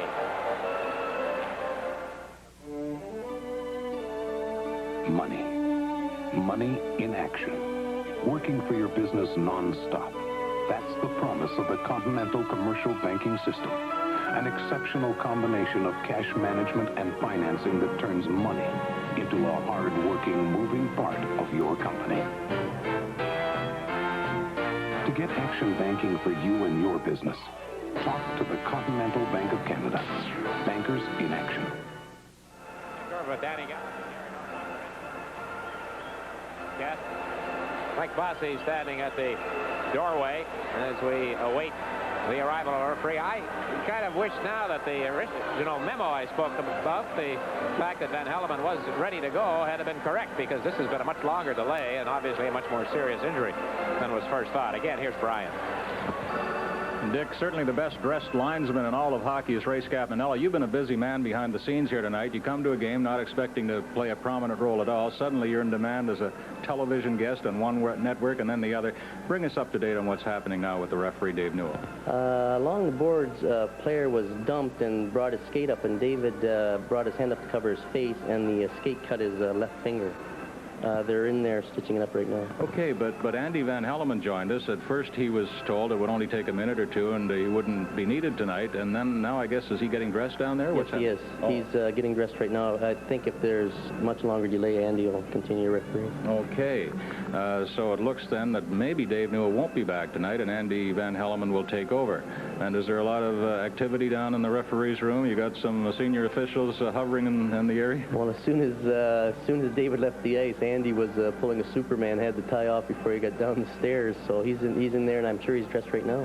Has this happened frequently to you in your career, having to step in as being a backup man? Not at all, Brian. In a game like this evening, which is a potential deciding game, they have two officials, a referee and a linesman. It'd be a shame, really, if a linesman went down and Andy had to go out and work the game. It's not fair to Andy, and it wouldn't be fair to the players in a potential deciding game. So that's why two of us are here tonight rather than one. Ray, in the regular season, when there are no backups, there's a crazy rule in the book that if the official, for some unknown reason, can't show up through blizzard or illness, a player from the home team shall act as the referee, and a player from the visiting team shall act as the one linesman. Has that ever happened in hockey? Yes, it did. Ron Foyt was the only official that arrived in Hartford. It was this last season, as a matter of fact. He was the only official that could get there. Ron Fournier couldn't make it along with the other linesmen, and Foyt refereed, and Gary Howitt was one of the linesmen, and I forget who the other linesman was, but they worked the lines for a period. Are you telling me it's conceivable that someday in the NHL, Tiger Williams could referee a game and Dave Semenko could, say, be the linesman? If Vancouver so choose, he could, yes. Boy, I hate to think about it. I'm sure he'd do a fine job. He's always helping us now. Yeah, that's right. Thanks for joining us, Ray, and we hope that Dave Newell as well and Andy Van Hellemond is ready to go in just a moment or two. Thanks for having me. We'll go back upstairs. I want to see the day when Brian McFarland, a great skater in old-timers hockey, gets a chance to show his skills with a striped shirt. Gary, a question here, strategy-wise. Who's hurt and who's not from the team standpoint with this long delay we've had here? I think if it's going to hurt any hockey club, it has to be the Islanders, because they were on a tear. They really did some excellent forechecking. The momentum was there. Everybody was in full stride. They had good flow, and now that's been interrupted for about 15 minutes now. The Canadiens have a chance to regroup and talk things over at their bench with Jacques Lemaire and said, hey, look at guys, we're in this one. We're only 2 behind. Let's go after him. And I don't think you can afford to play safe anymore as far as the Canadiens are concerned. Dick, you have to go right after the Islanders, forecheck them. But the one area that has really let Montreal down is the giveaways, throwing the puck blindly in the slot. You have to hang on to it or be checked, stripped from the puck, but don't throw it away blind. And this is what we've been waiting for. Dave Newell is back. Tom the Bomb is the fellow walking alongside him, one of the top hockey fans here at the Nassau Coliseum, a familiar figure to those of us in the media who travel the National Hockey League circuit, Tom Bardwell, a New Yorker. So here comes Dave Newell, his left hand, obviously, as you see, bandaged, well bandaged. And Brian will try to find out, I'm sure, just the exact nature of the work that was done on Dave. That's a tough one. Referees have had some injury problems of late, the NHL's officiating staff. Danny Gallivan missed a lot of games, a back injury. Bob Myers was hurt. There were others as well. I think Dave himself over the last couple of years has had some injury problems. They're just as susceptible to it. They're in positions, as we saw here tonight, to run into traffic and come out of it on the lip. Dick, I'm surprised that the officials do not wear headgear. Just about all the players do now in the National Hockey League, and yet the officials continue to referee and use the linesmen in the games without wearing that headgear. Danny, another impressive statistic on Billy Smith, his 27th consecutive start for the Islanders in playoff competition. He has been, of course, such a magnificent figure in hockey generally, but particularly with the Islanders and their race through these years of Stanley Cup successes.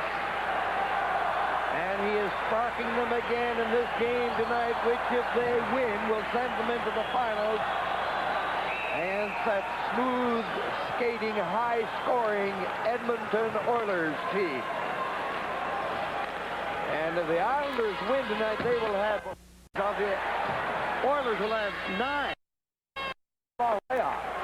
And now we have this game underway in the center ice area. Dwayne Sutter bouncing it in there. In there covering up is Ludwig. He doesn't cover up well enough, but a loose puck is gobbled up by Smith. Smith is down with Hunter. Now Shutt crisscrossing. Shutt going in the other way. And the Islanders pick it up. Here is Johnson taking his time. And with the 2-0 lead, even though it's only about the midway mark in the second period, the Islanders are not going to be in a particular rush to execute.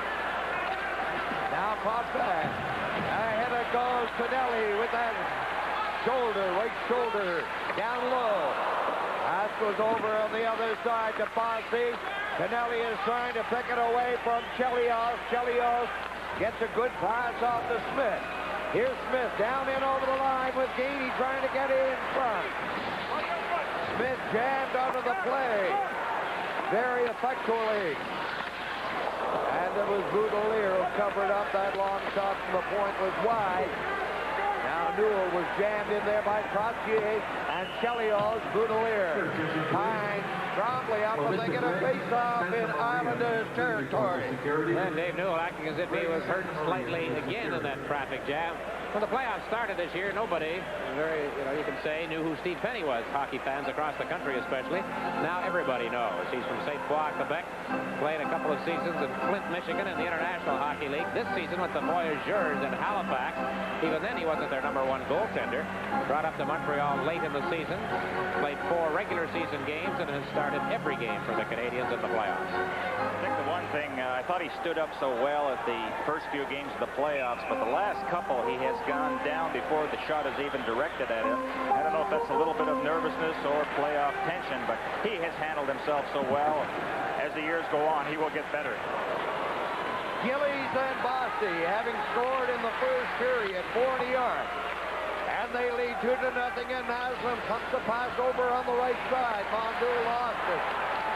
Boudelier got it out. Brent Sutter fakes the shot, trying to go around defenseman Hamel, as he did around Shutt for that beautiful goal in Montreal on Thursday night. There's Morrow. Not spectacular, number 6, but gets the job done. Puck is at the Canadiens line. Up ended with Gilbert. Robinson starting away, leading a four-man attack for the Canadiens, swinging in over the line. Mondu to Naslund, there's the shot, and it's off the leg. Flatley playing it up on the left side, and darting back there to get it for the Canadiens. Hamel ahead. Head fake there by Shabbat. Shabbat is over the line, clearing it in, but actually it was a giveaway as Flatley was there to pick it up.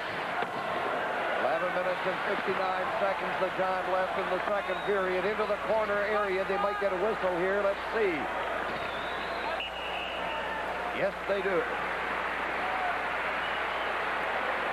So we've got a 2-0 hockey game. Guy Lafleur and the Canadiens trying to come back. Pat Flatley, number 8 of the Islanders, a brief resume of his hockey career, and he's young. Henry Carr High School in Toronto, the University of Wisconsin, the Canadian Olympic team, and from Sarajevo to Uniondale, New York. Boy, does he fit into the mold of the Islanders. Very aggressive in the corners, and when he gets the puck on his stick, he also knows what to do with it. He showed that demonstration in the playoffs as he's tied for the scoring lead on the Islanders Hockey Club. So it is 2-0. The Montreal Canadiens, who during the regular season subjected their fans to such painful disappointment and frustration, I think they've made up in part at least in the playoffs with the type of hockey that has been palpitating. And they're not out of this one yet. There's the long shot. 2-0 the score in the series. 3-2 the Islanders leading. They need the victory tonight to qualify for the finals. Canadiens with Gainey clearing it in behind the net. Chelios does the spinorama to shake off that intended check by Bossy. Now they come down to the line. A pass goes into the corner. Tremblay being watched by Denis. Gillies can't clear it out. Here's Gainey getting set to pass it, and it hit a leg. Montreal still in there. Gainey has it. Gainey getting it back. Green takes a screen shot, and it went off Tremblay wide. In on the board. The Islanders now are going to pick it up and clear it to the other side. Gillies against Chelios. Montreal still with it. They pump a shot in there from the line. Handled easily by Smith. Wayne Sutter ahead to Goring, and it's called on the offside. Gary, the Islanders scored early to take the 2-0 lead. Now, we know they're very strong defensively and have a great system going, and it's worked. But did they start firing and falling back? I mean, what's their thinking when they get that early lead in a game like this one? They play sound defensive hockey. They don't really do strong forechecking unless they have an opportunity to go in there. If the Canadiens have good possession, they just peel back. But one thing they do, Dick, is they wait for the Canadiens. They'll wait for the Canadiens to open up, and then they'll take advantage of that. But you very rarely will see the Islanders beat themselves with a 3-on-2 or 2-on-1 against them. They always have the men coming back, which is so very important. There is Ludwig clearing it out. Nyland over on this side, hopping in there with these short, choppy strides. Mondu getting it back. There's a shot. Nothing on that shot by Hamel, and he was away wide with it. LaFontaine is now on the ice, and he back passes the puck that's intercepted. Mondu over to Naslund, a sharp angle shot. And Ludwig going in there. He was bumped by Gilbert.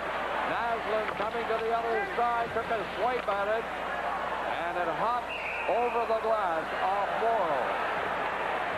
The last couple of minutes, the Canadiens have had good pressure, but how many good scoring chances have they had?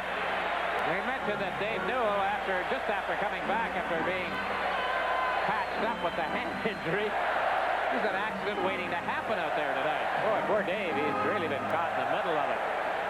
Now they put a sign up. We might hear a bit of a cheer, maybe not. Billy Smith has broken Glenn Hall's playoff record for minutes played. So, Danny, that milestone moment that you mentioned has passed. And the fans are not terribly impressed over the fact that a guy has played 6,900 minutes in the playoffs. Not as impressed as you are. Well, we were trying to fill in. We had to use something. No, I don't want to belittle that. I think that's an enormous mark by Smith. Now Robinson in there, clearing it up on the right side. Hotman playing it in. They It goes to the corner. Tonelli trying to pass it out. Here's Deneen winding up with a shot. It's loose in front of the net. And the Canadiens starting out. Walter in on the right side to Smith. Getting in front is Hunter. And Potvin was there for the Islanders. Here's Smith. Smith getting it into Walter. Back it goes. Chelios over this side. Robinson shooting it. And Smith is down. And into the corner, a couple of players, Smith and Trottier. And the puck is under Trottier.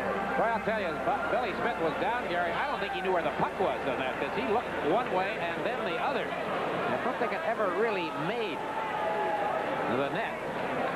Now, there's Alan Thicke, a familiar figure to television viewers on both sides of the border. Alan at the game tonight. He's a great hockey fan. He'll be part of the first ever NHL award show, a celebration of excellence, to be televised on the CBC network Monday evening, June the 4th. A black tie affair in Toronto. All proceeds from the dinner, jointly sponsored by the NHL and Diabetes Canada, will be used to further research and education as part of a Diabetes Canada 5-year plan. That's Monday night, June 4th, the awards presentation. 9:07 left in the second period. Will this be the night that the final chapter in the exciting and surprising playoff story of the Canadiens for '84 will be written? Or will there be another night? Will there be another chapter on Tuesday? Right now, it's 2-0. And there is Shutt turning with Shabbat. Lafleur gathering speed on the wing. Lafleur coming in. Lafleur around the net. He centered it in front. And let's see, an interference call. Steve Shutt was dumped. Brent Sutter and Boudelier were there, and Brent Sutter now goes to the penalty box. Live on CBC, this is Stanley Cup 84. Hey, it's a sizzling hot day in the cottage country. You lucky guys just lazing in the sun. Here's one for you. That's my kind of music. Now that's a good start. When you're hearing that song, Walter Light has got heart. It is hard to go wrong. It's like hay has got heart. Walter Light has got heart. Heart. This one's got it. 11:14, the time of the interference penalty to Brent Sutter. As you look at it again, Gary, you know, the Canadiens have now been taking the play to New York. Well, have they ever? They've enjoyed that territorial advantage. Again, though, Dick, the good scoring chances have not been there, but they are certainly getting involved in the action. There's Smith over to Naslund, back to Robinson, the shot, rebound. And Trottier cleared it down the ice. The Canadiens on the power play, they have Naslund, Walter, Smith, Robinson, and Chelios. The Islanders defending with Trottier and Gillies up front. On defense, Morrow and Potvin. And Gilbert sending Montreal back down the ice. If there had been just a modicum of success on the power play in this series for the Canadiens, they wouldn't be in the position they're in now. The Islanders have been very, very tough to crack. And the Canadiens have been on the power play. There's Naslund in over the line, feeding it in there. Smith behind the net, Morrow clearing it. Naslund handing it off to Smith. Now Robinson corrals it at the line, but he doesn't get it securely, and it's out over the line. Robinson playing it to Chelios. And the Canadiens look disorganized and a bit befuddled because of the very effective forechecking by Goring and Tonelli. Now Montreal trying it again with Smith in over the line. The drop pass. Naslund getting it back. Off track. Now there's a case of Larry Robinson being a tired hockey player, can't really get up in the play, was a late arriving for that pass because of all the ice time that he's had in this series. 30 seconds left in the Brent Sutter penalty. Chris Chelios on the bench. Born in Chicago, grew up for the Maine in San Diego, California. Played some junior hockey in Moose Jaw. Went to the University of Wisconsin, from there to the U.S. Olympic team. And again, one of the young men who came directly from Sarajevo to the National Hockey League. Well, if you play in Moose Jaw, you're not very far from Regina. Right. Now Ludwig jammed out of the play by Morrow. Mondeau giving it to Lafleur. 18 seconds left in the penalty. Green takes the shot. Loose puck in front of the net. They bang away at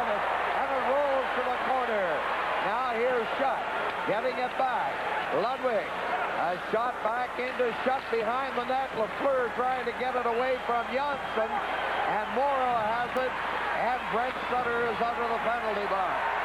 Sutter over to Billy Carroll. Good back checking there by Lafleur. So all in all, Canadian power play was not terribly impressive. How much of that was due to the great checking of the Islanders? How much was due to the ineptness of the execution by the Canadiens? We cannot break it down for you in percentage. Only Gary Dornhoefer can do that. Now, the Islanders coming in. Gillies upended. He went to the ice along with Hamel.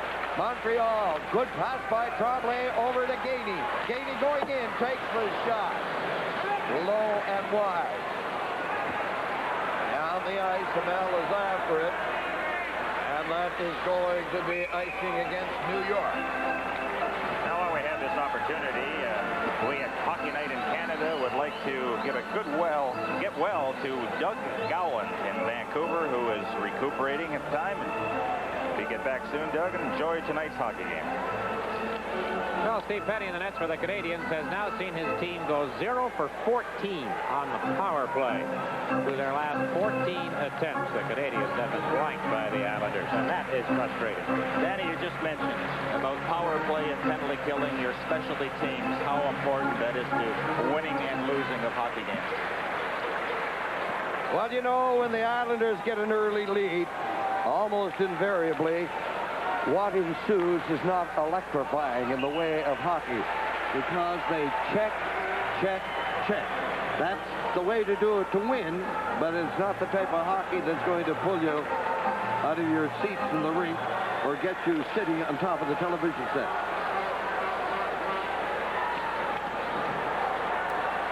Now there's Flatley clearing it down the ice.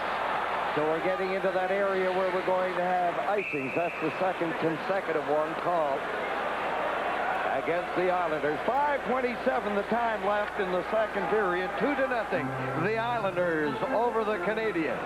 And looking ahead, if there is a seventh game in this series, and Al Arbor certainly hopes there is not, it will be played at the Montreal Forum Tuesday night. We'll be on the air at 7:30 Eastern Time. And if there is not a seventh game, game one of the finals will be played here at the Nassau Coliseum next Thursday night.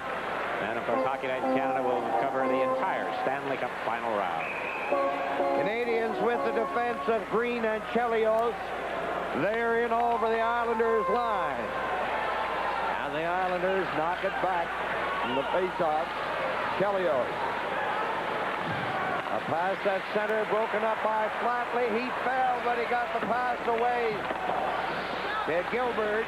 Brent Sutter is the other forward for the Islanders. Canadiens at close quarters. Finally get it to the line, led by Shabbat, who gets it over on the far left wing, and that is offside.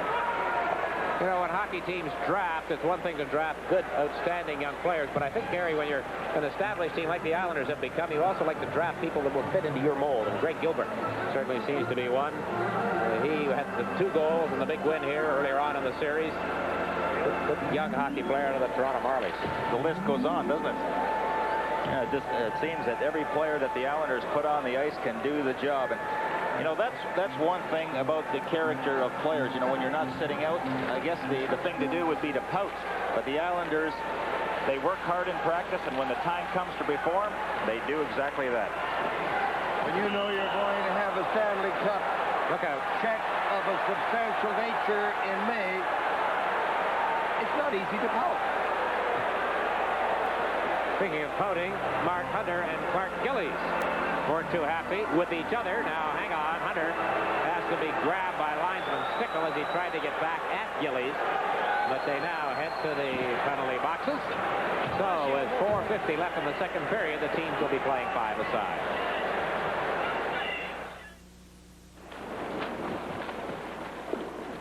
I may not win every race, but I still have an advantage over these guys.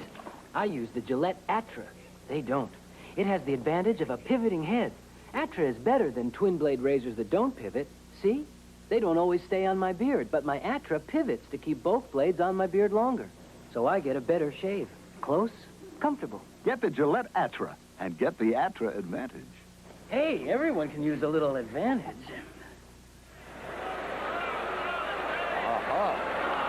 Mark Gillies in the penalty box. So is Mark Hunter. They have gone off slashing on both players at 15-10. And the Islanders in front 2-0. Potvin getting it back to Janssen. Carroll goes over on the left side. Potvin is going to lug it out. Here's Janssen with the pass. They take their time. They move in. Potvin fakes the shot right in front. Pane coming in there and lost it as he cut in front of Pane. Pane, I think, has been shaken up. There's a shot by Walters. Ludwig trying to get in front, and the angle was very severe, and he couldn't get the puck on to the net. LaFontaine with Carroll in over the line. Carroll has it, and it's called on the offside with 4 minutes and 4 seconds left in the second period. Steve Pane involved in a bit of a collision with Pat LaFontaine and Jean Hamel, the Canadiens defenseman who broke his stick on the play. He seems to be okay. LaFontaine making his first start in this series. Pane has to adjust the equipment. Here's what happened. Well, that was quite a pass by Dennis Potvin as he set LaFontaine up. Nowhere to go but over Pane. And there is conversation around the goal now in the Montreal end as Pane is readjusting his equipment and getting ready to go.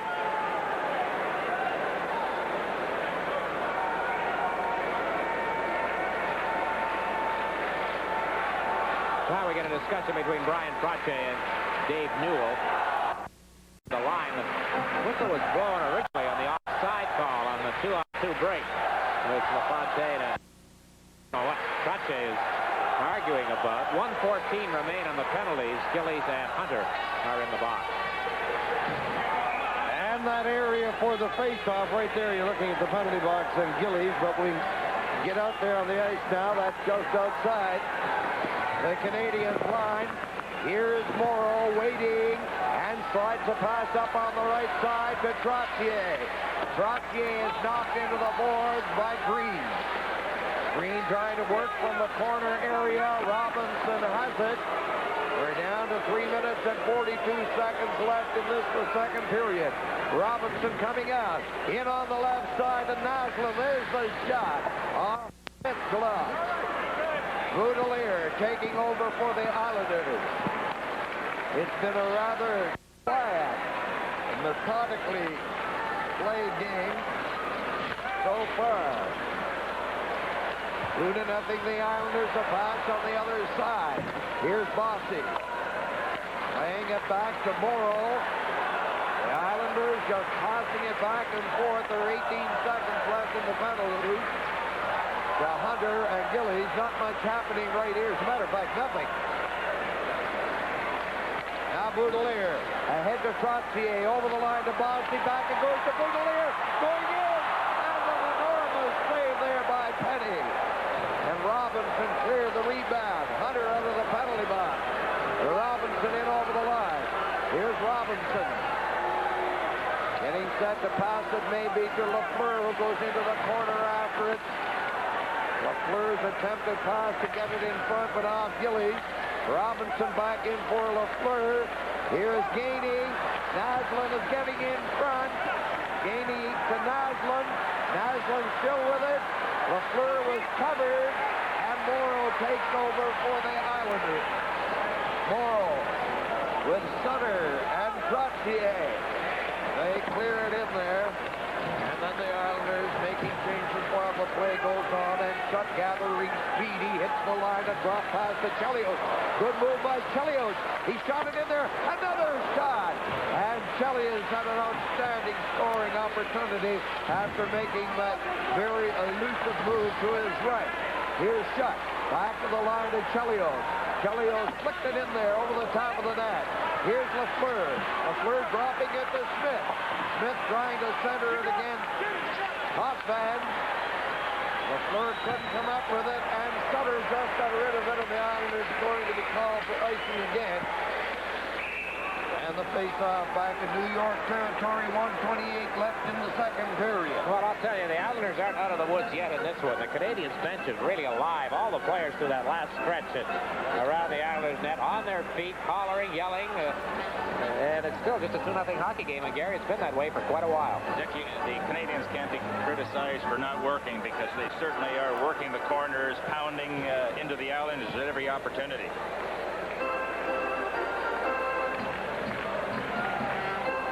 There's Boudelier's shot was saved by Pane. Watch Robinson right there with Tremblay moving in at the goal crease, but Robinson cleared it away. You know, from a player standpoint, like the Montreal Canadiens, they have to be very frustrated to apply all that pressure and not get the puck past Billy Smith, or even get a good scoring chance, a good clear shot from 15 feet out. It just hasn't happened. And now let us see what will happen here. Face off to the right of Smith. We have Naslund, Mondeau, Tremblay, Chelios, and Ludwig. They're all in over the Islanders' line. And the Islanders up there with Flatley, Trottier, and Brent Sutter. As Chelios whipping it in there from center. Morrow up on the wing. And is down into Canadiens territory. Now Gilbert comes off the bench to take over from Trottier. Naslund whistling, then turning. Fired it in. They had 4 players strewn across the line. As the Canadiens tried to penetrate, so they had to shoot it in. Less than a minute to go in the period. Ludwig back after it. Mondeau ahead to Tremblay. Tremblay to Naslund. Naslund with the head fake. Dropping it back. But Potvin is there for the Islanders. Ahead to Gilbert, trailing is Flatley at the line. Offside. Did that puck actually come out over the line? Leon Stickle ruled it did. Brent Sutter and Matt Naslund got involved in a bit of a pushing match. Everybody gathering round and trying or making like they want to get into the act. Brent Sutter's first shorthanded goal in the NHL came in Montreal 2 nights ago and proved to be the winner in the Islanders' 3-1 lead that gave them the 3-2 series lead in games. I think I talked with Brent this morning about the face-offs that they take in their own zone. You know, it's either Trottier or Sutter, and they talk about it before going in the face-off. If one has had more success than the other, he will take the draw. And in case the reason that 2 of them are out there, if one gets thrown out, the other centerman just moves right in. But that has taken quite a load off of Trottier because we saw last year's playoffs, Trottier took all the face-offs in his own end of the ice. And it is Trottier facing off right now against Carbonneau. 26 seconds left in the second period. Robinson shoveled it out to Carbonneau to Walter at the line, broken up by Potvin. Youngsman with Carbonneau forechecking. Islanders content to pass it back and forth to kill off the clock for the rest of this period. They get it out over the line. A half dozen seconds left, and the score at the end of the second period is 2-0 for the Islanders. Gary, sorry, Dick, the Canadiens must be very frustrated because they had another good period. They carried the play to the Islanders, worked and worked and worked, but just cannot get that good scoring chance. What we saw throughout most of that period was some great textbook defensive hockey inside their own line on the part of the Islanders. So the Canadiens leave the ice after 2 periods, still trailing by that 2-0 score. Here again, Brian McFarland. And Dick, the Canadiens 20 minutes away from elimination. They just can't beat Billy Smith. Oops. I knew I'd forget that microphone sometime tonight. Here we are. Billy Smith is yet to be scored on tonight, and the boys were talking earlier about great playoff goaltenders. Billy Smith certainly one of them, as was Bernie Parent, and if they went back a few more years, they could talk about, well, Turk Broda and Terry Sawchuk and Johnny Bauer. Johnny Bauer, the man of the hour 20 years ago for Toronto, and he is the subject of Bobby Orr's Hockey Legends coming right up. Our Stanley Cup playoff coverage continues shortly with our second intermission.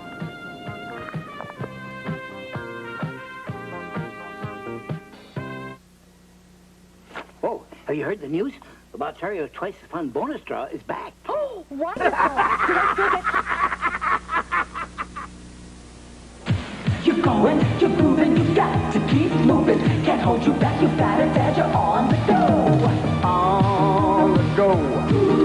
you know you gotta show.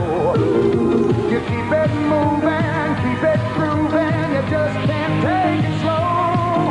Together on the go, McDonald's and 40-pounder large fries, McDonald's and icy Coke and apple pie, McDonald's and you. Allstate asks, are you burning money? What? Are you paying too much for car insurance? Too much? Because if you are, your money's going up in smoke. Well, what should I do? Get in touch with an Allstate agent. He has very competitive rates. Really? And special discounts to keep your costs under control. Wow! So call Allstate and make sure you get the best mileage from your car insurance dollars. You're in good hands with Allstate.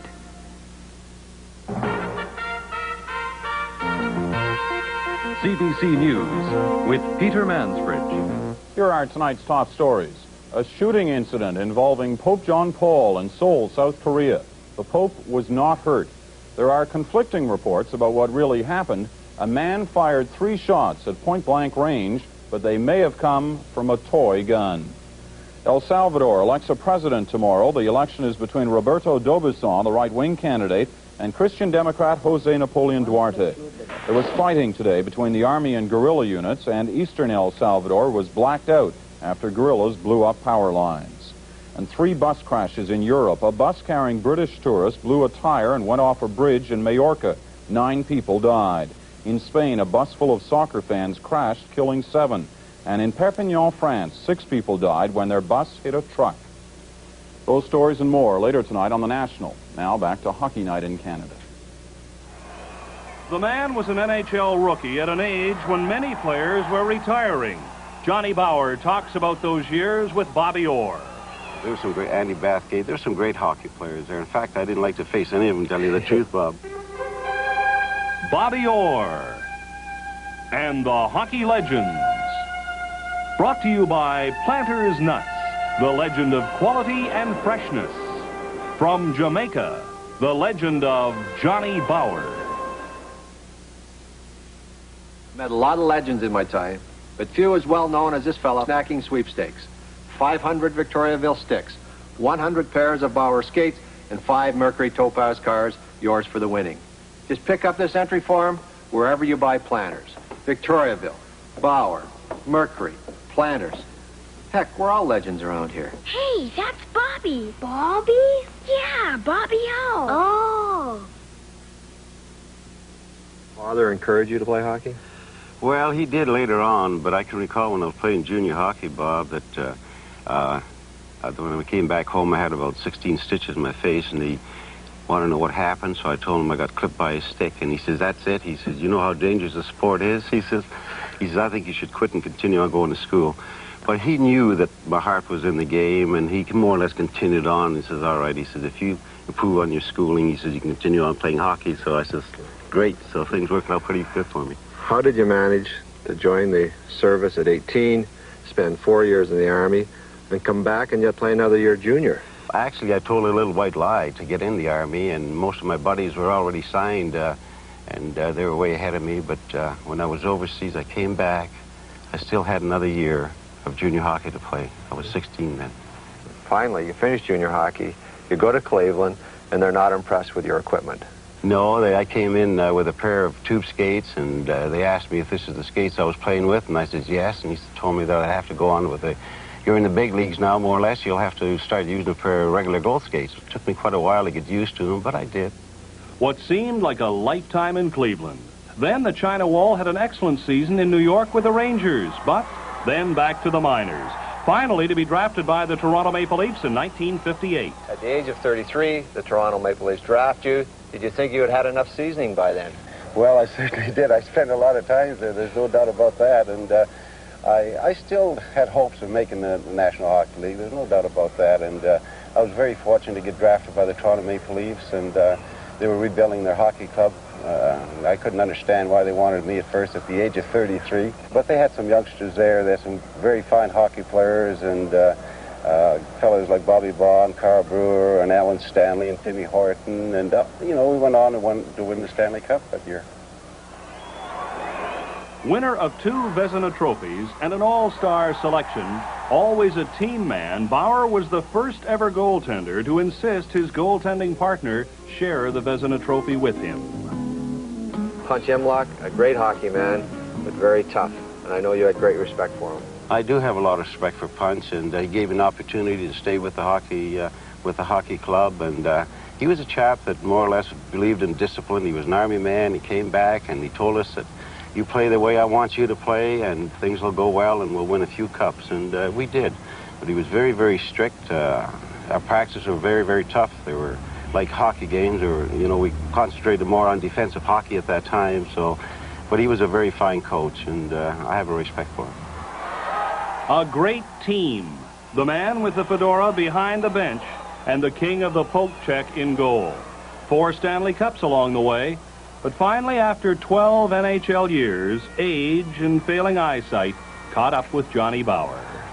John, word has it that your pads were hidden in order to get you to retire. Is this true? It was. I exactly knew where they hid him, but Punch called me in his office and he said to me, he says, I think your eyes are failing you. And I said, why? He says, you're letting in a lot of shots from the blue line. I said, that's because I'm screened. And he says, there's nobody 20 feet in front of you. How can you be screened? So he sent me down to get my eye examination. And he was right. And, of course, he didn't know, but I buffalo punched for a long time because my eyesight was failing me a little. Any disappointments? Not really, no. Hockey's been very, very good to me, and, there's a lot of great memories in hockey for me, and so disappointing. The only disappointment I had, I think, is when I had to retire. That really hurt. Your greatest thrill? My greatest thrill is when we won the Stanley Cup in 61-62, and particularly when they had our name engraved on the first Stanley Cup, because it's something I think every boy in hockey dreams of, and I felt I accomplished my mission. How many birth certificates do you honestly have? Well, I'll be honest with you, Bob, I got 2. One is very old, you can't read, and the other one, you can read it, but I just don't know where it is at the present time. Was it all worth it? It was worth it. If I had to do it again, it certainly is worth it. Slip a little sip into a lunch break. Come on and ritz it up. No cracker gives a snack or so much class. So ritz it up. Ritz up that lunch pail. You know you just can't fail. No matter if it's plain or if it's topped. When noon rolls around, get your lunch off the ground. Take it to the top and ritz it up. Ritz crackers. Ritz it out. Oh, ritz it out.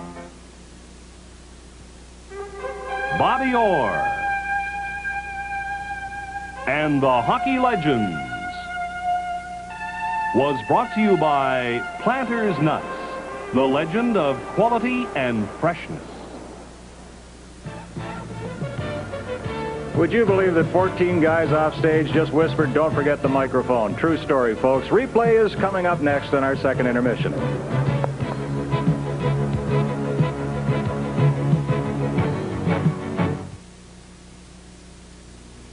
Off to put out another fire, Griswold? Well, Chief, I found that I assume you called first? Right, flights booked. Oh? Cars rented. Got the best room in town. I see. And Max has reserved my usual table. And? And then I called our customer and straightened out the whole mess by long distance. Stick around, Griswold. You'll go far. Business long distance. Today's way to operate.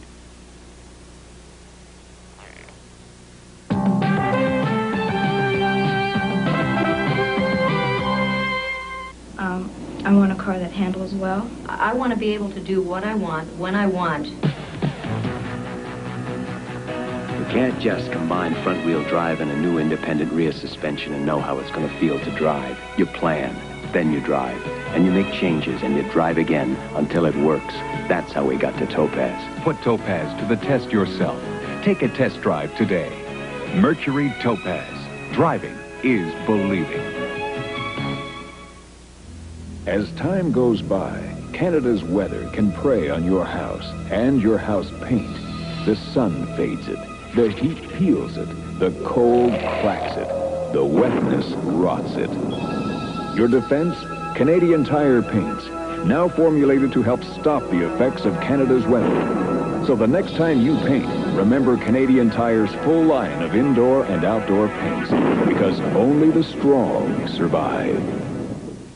Over the years, your changing fuel needs have caused changes in us. Morning, Joe. Time for gasoline. In 1939, Esso introduced their new premium. Esso Extra, please. With the post-war car boom, the need for gasoline grew. Then came lower-cost self-serve. Fill her up. Yes, sir.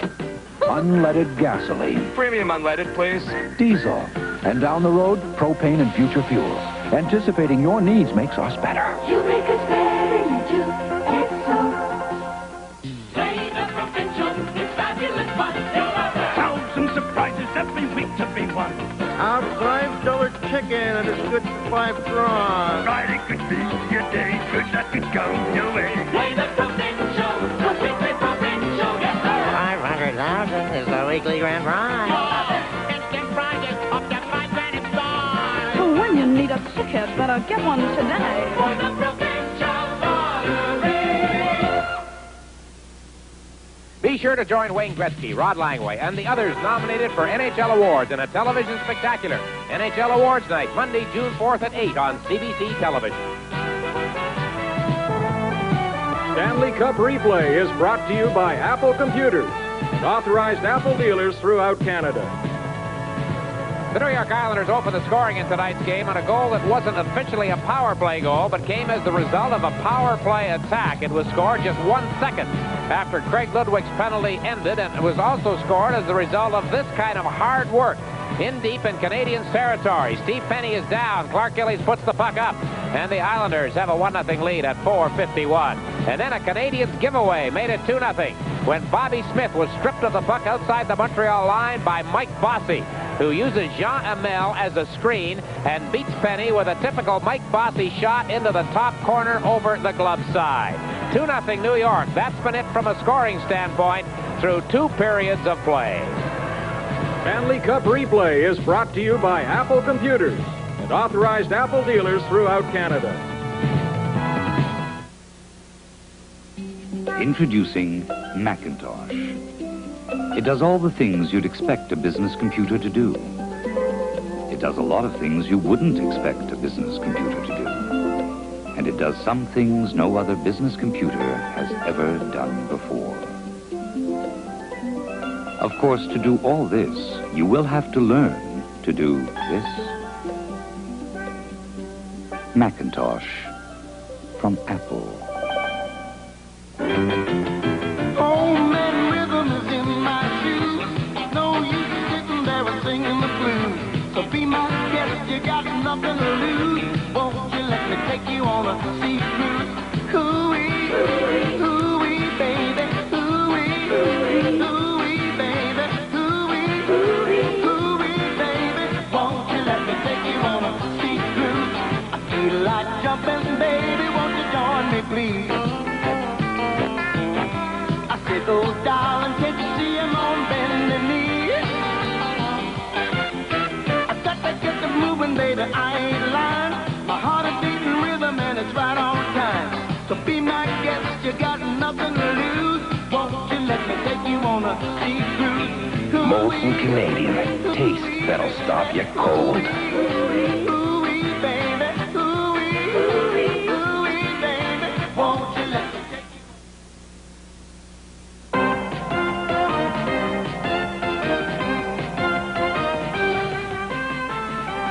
Our Hockey Night in Canada playoff coverage continues next week. If a 7th game is necessary in the Wales Conference Final, it'll be played in Montreal, 7:30 p.m. Eastern. Then the Stanley Cup Finals begin on Thursday night. The Oilers head east to meet the winners of the Wales Conference. Tuesday, if necessary, in Montreal. Thursday, the finals begin. Clark Gillies and Mike Bossy have done the goal scoring. Billy Smith has blanked the Montreal Canadiens, and the Canadiens got just 20 minutes left in their hockey season. A season that a lot of people thought wouldn't be as long as it has been. One of the big reasons, that young man, Steve Pane. The Islanders in the lead. Danny, it's 2-0. And the third period upcoming. The second period was probably the most boring period of the entire series. And one has to admire the manner in which the Islanders can get that lead and then check in such an effective manner, which does not lend for a wide-open hockey. Sutter was knocked to the ice there by Ludwig. Now there's Sutter trying to shake off Ludwig. Sutter has a right over front. They score! Flatley!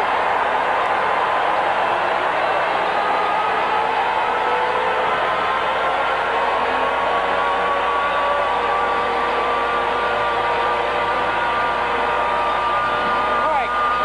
30 seconds, and it's 3-0.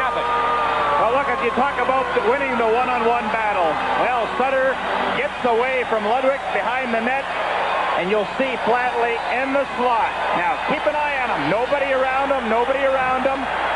Just as the check arrives, Flatley is releasing the puck. Gary, very reminiscent of the goal he scored in the third period in Montreal Thursday. Same idea. Absolutely. To check Flatley, you have to get in front of him, Dick. You're not going to do the job going behind him. Tremblay didn't get back there in time, and Flatley, he can get rid of that puck in a hurry. He showed it. The time of the goal, 30 seconds. That's Flatley's 8th of the playoffs from Brent Sutter and Potvin at 30 seconds. Brent Sutter and Potvin, there's a long shot by Smith. Flatley the goal. And the Islanders lead 3-0. And the crowd beginning to sing. And the crowd is going to be much more active in the third period as they sing. And the Islanders are about to make it into the Stanley Cup Finals. And a chance to win their 5th consecutive cup. Now Shutt fakes the shot. It's off his stick. Into the corner, Smith getting it back. Back to Robinson, there's his shot. And a booming blast was wide. Another shot by Gillies. Now in behind the net, Smith is taken out of the play. Along the boards by Morrow. Let's see who's going to get it. Hunter is in there trying to pick it up. It's down to Gillies. He bats it back in there. The Islanders can't get it out. Shutt shoots it. And it's blocked by number 6, Morrow. From Long Island, this is Stanley Cup 84 on CBC.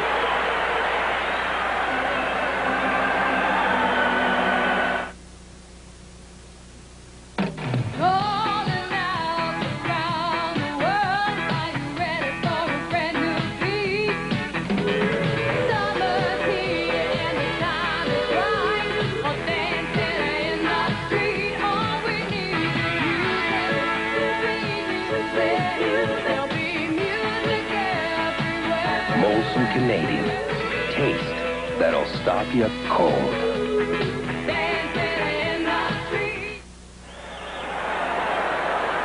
Danny Potvin got an assist on the Flatley goal, so he is now the all-time assist leader in Stanley Cup playoff competition.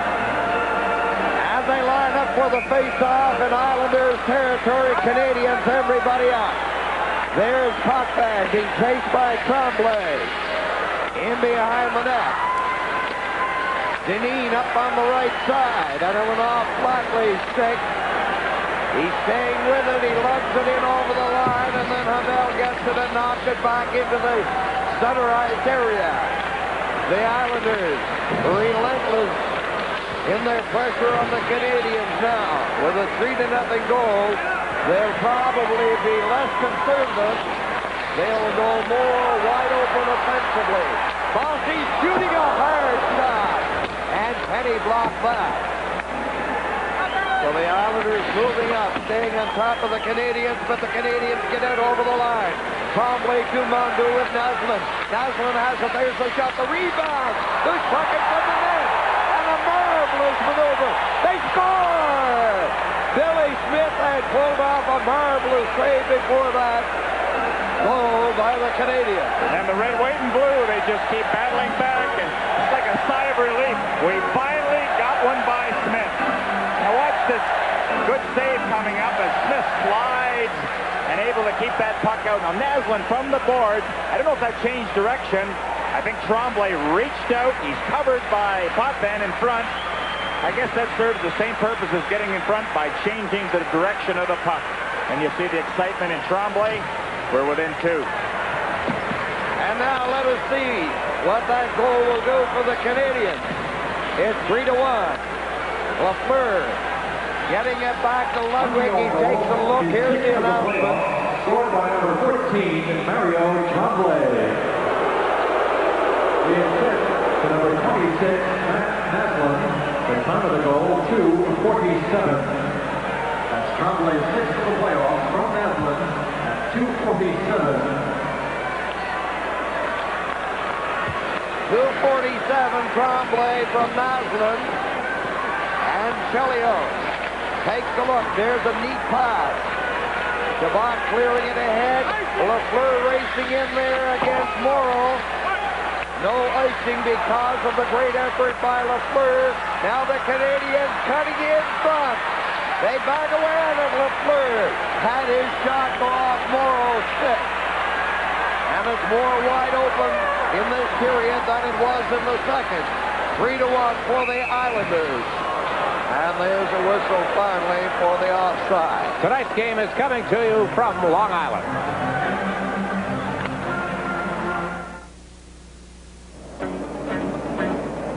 Well, all set for a hot night in the town, kid? Yes, now that I've had that rather nasty tear in my seat repaired. Standard auto glass? Who else can offer such friendly service? And they'll replace upholstery or install a sunroof in no time. Looks good, kid.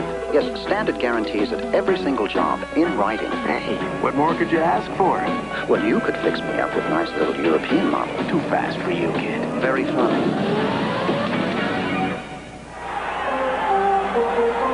And Lemaire's appearance rather stoic. 3-1. The Islanders leading. And here's Green. Ahead to the line. It's jumped to the right side to Hunter. Hunter is in over the line for Montreal. Good move by Hunter. Back to Green. There's a shot. That changed direction and the Canadiens almost made it 3-2. Now Montreal again with Smith. Here's Smith from the side. Smith around the net trying to jam it in there.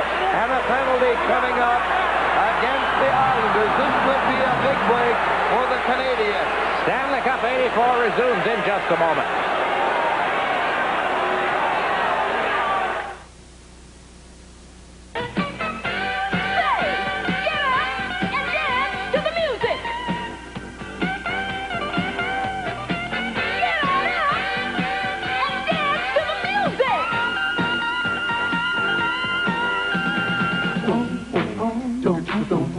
Molson Canadian. Taste that'll stop you cold. Dance to the music. Dance to the music. Teddy Potvin is in the penalty box for cross-checking at 4:05, Gary, at a time of this third period when the Canadiens are starting to come back. Now they've applied the pressure, Dick, and it's been good work. Saw the infraction in front of goaltender Bill Smith, and let's see if this power play can break loose. And it is back to Chelios. Scores again from the shot. Loose pass. And a glorious scoring opportunity. Presented the shot on the rebound from the nimbleness and the alertness of Smith. Thwarted number 22, the bullet of the Canadiens. Well, that's been the problem, too, is when the Canadiens get a good chance, they can't put it in. Islanders, they don't make that mistake. Montreal with Shabbat at center. Shatters on one wing. Chelios is back. Nyland is on there along with Naslund. A deflection by Shutt. Islanders along the board. Let's see if they'll be able to clear it out. Yes, they do. It's down the ice. And Potvin in the penalty box has a minute and 33 seconds remaining as the Canadiens starting out slowly with Chelios ahead into the center ice area. Shabbat over to Naslund. That would have been offside. Now Chelios in on the right side. There's Shabbat with a shot. Broken up. And the Islanders are getting a break. Gilbert is coming in over the line. Here's Gilbert getting Denny Shoots. Big save there by Pane. And the Canadiens back quickly, led by Nyland over the line. Drop pass over the other side. They shut. He was checked. Loose puck. Big save by Smith. excellent action here in the third period. Here comes Morrow shooting it, and it's blocked by Pane. 14 minutes and 42 seconds left in the third period. Canadiens still on the power. Oh, look out! That glass shattered. Oh. You know, time to have another conversation, I think. I don't think I've seen that happen this year in a game involving the Canadiens. Fortunately, the customers, young and old and behind, no one seems to have been injured, seems to have basically fallen out toward the ice. Morrow in there checking on, I think it was Bobby Smith. Look at that. They didn't even hit that pane of glass, did they? In fact, that wasn't even the glass where the collision took place. It took to the right of it. And the one that you see broken, it just vibrated and away it goes. Well, well. The game has been a strange one for delays. We had a lengthy delay in the second period when referee Dave Newell suffered a hand injury. And now we've got a delay again as they repair the pane of glass. With the score, the Islanders 3 and Montreal 1. We'll return in just a moment. Expensive radial tire. You build it tough. So tough it meets or exceeds national brand specifications. You build it to last with a 5-year road hazard guarantee. In fact, you build a tire so good it can do something you might not have thought possible. It can replace one or all of the present radials in your car, no matter what brand they are. That's the way we build every Canadian Tire radial tire. It's everything an expensive tire should be, except expensive. They are repairing the broken glass here at the Nassau Coliseum. As they are, they flash up on the screen that Potvin's career assist total is now 98, Beliveau 97, Trottier 96, and Gordie Howe 92. With Stan Mikita next in line at 91. While the Islanders are in the process of killing the current penalty, Denny Potvin, they had this break.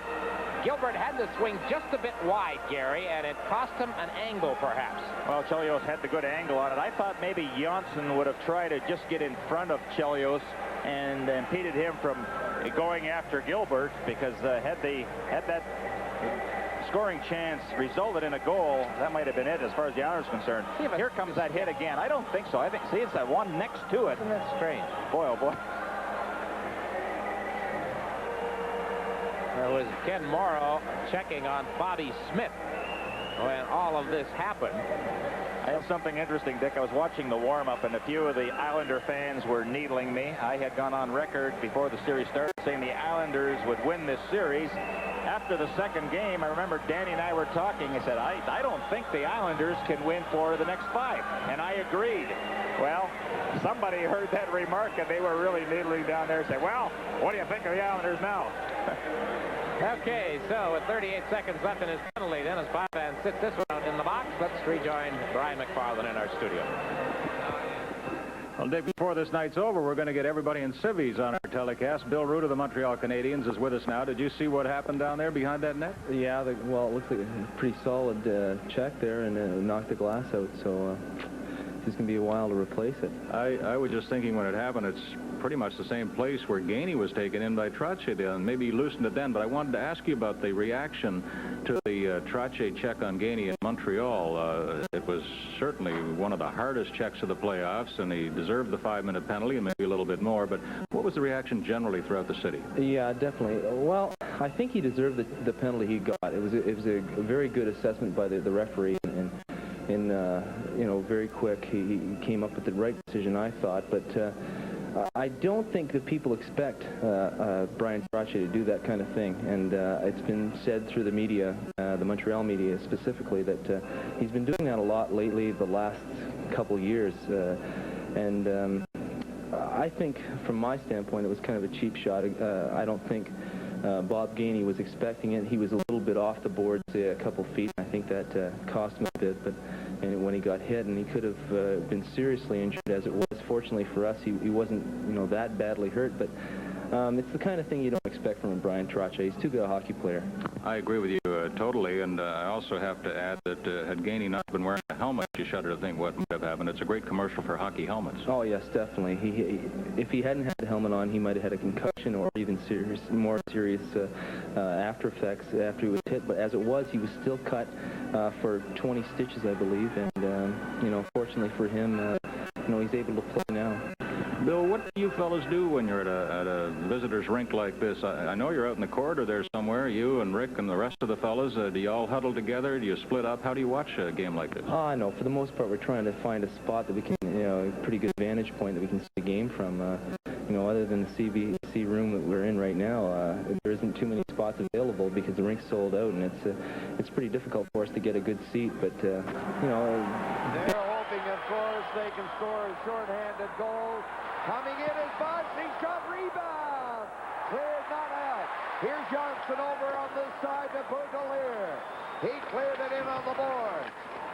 Crossier trying to get it. Gillies was spun around in front of the net by Hamel, who has lost his helmet. Here's Johnson into Bossy, trying to set up Crossier. There's a shot by Boudelier wide. Right in front of the net, it comes a wild pile-up. And Green struggles to come up with it for the Canadiens. He does. And he's shooting it down the ice. So the Islanders want that fourth goal. Danny, one of the best battles I've ever seen in front of the net was Clark Gillies involved for the Islanders. And Rick Green. Oh. Now here's Bossy. Shoots goal!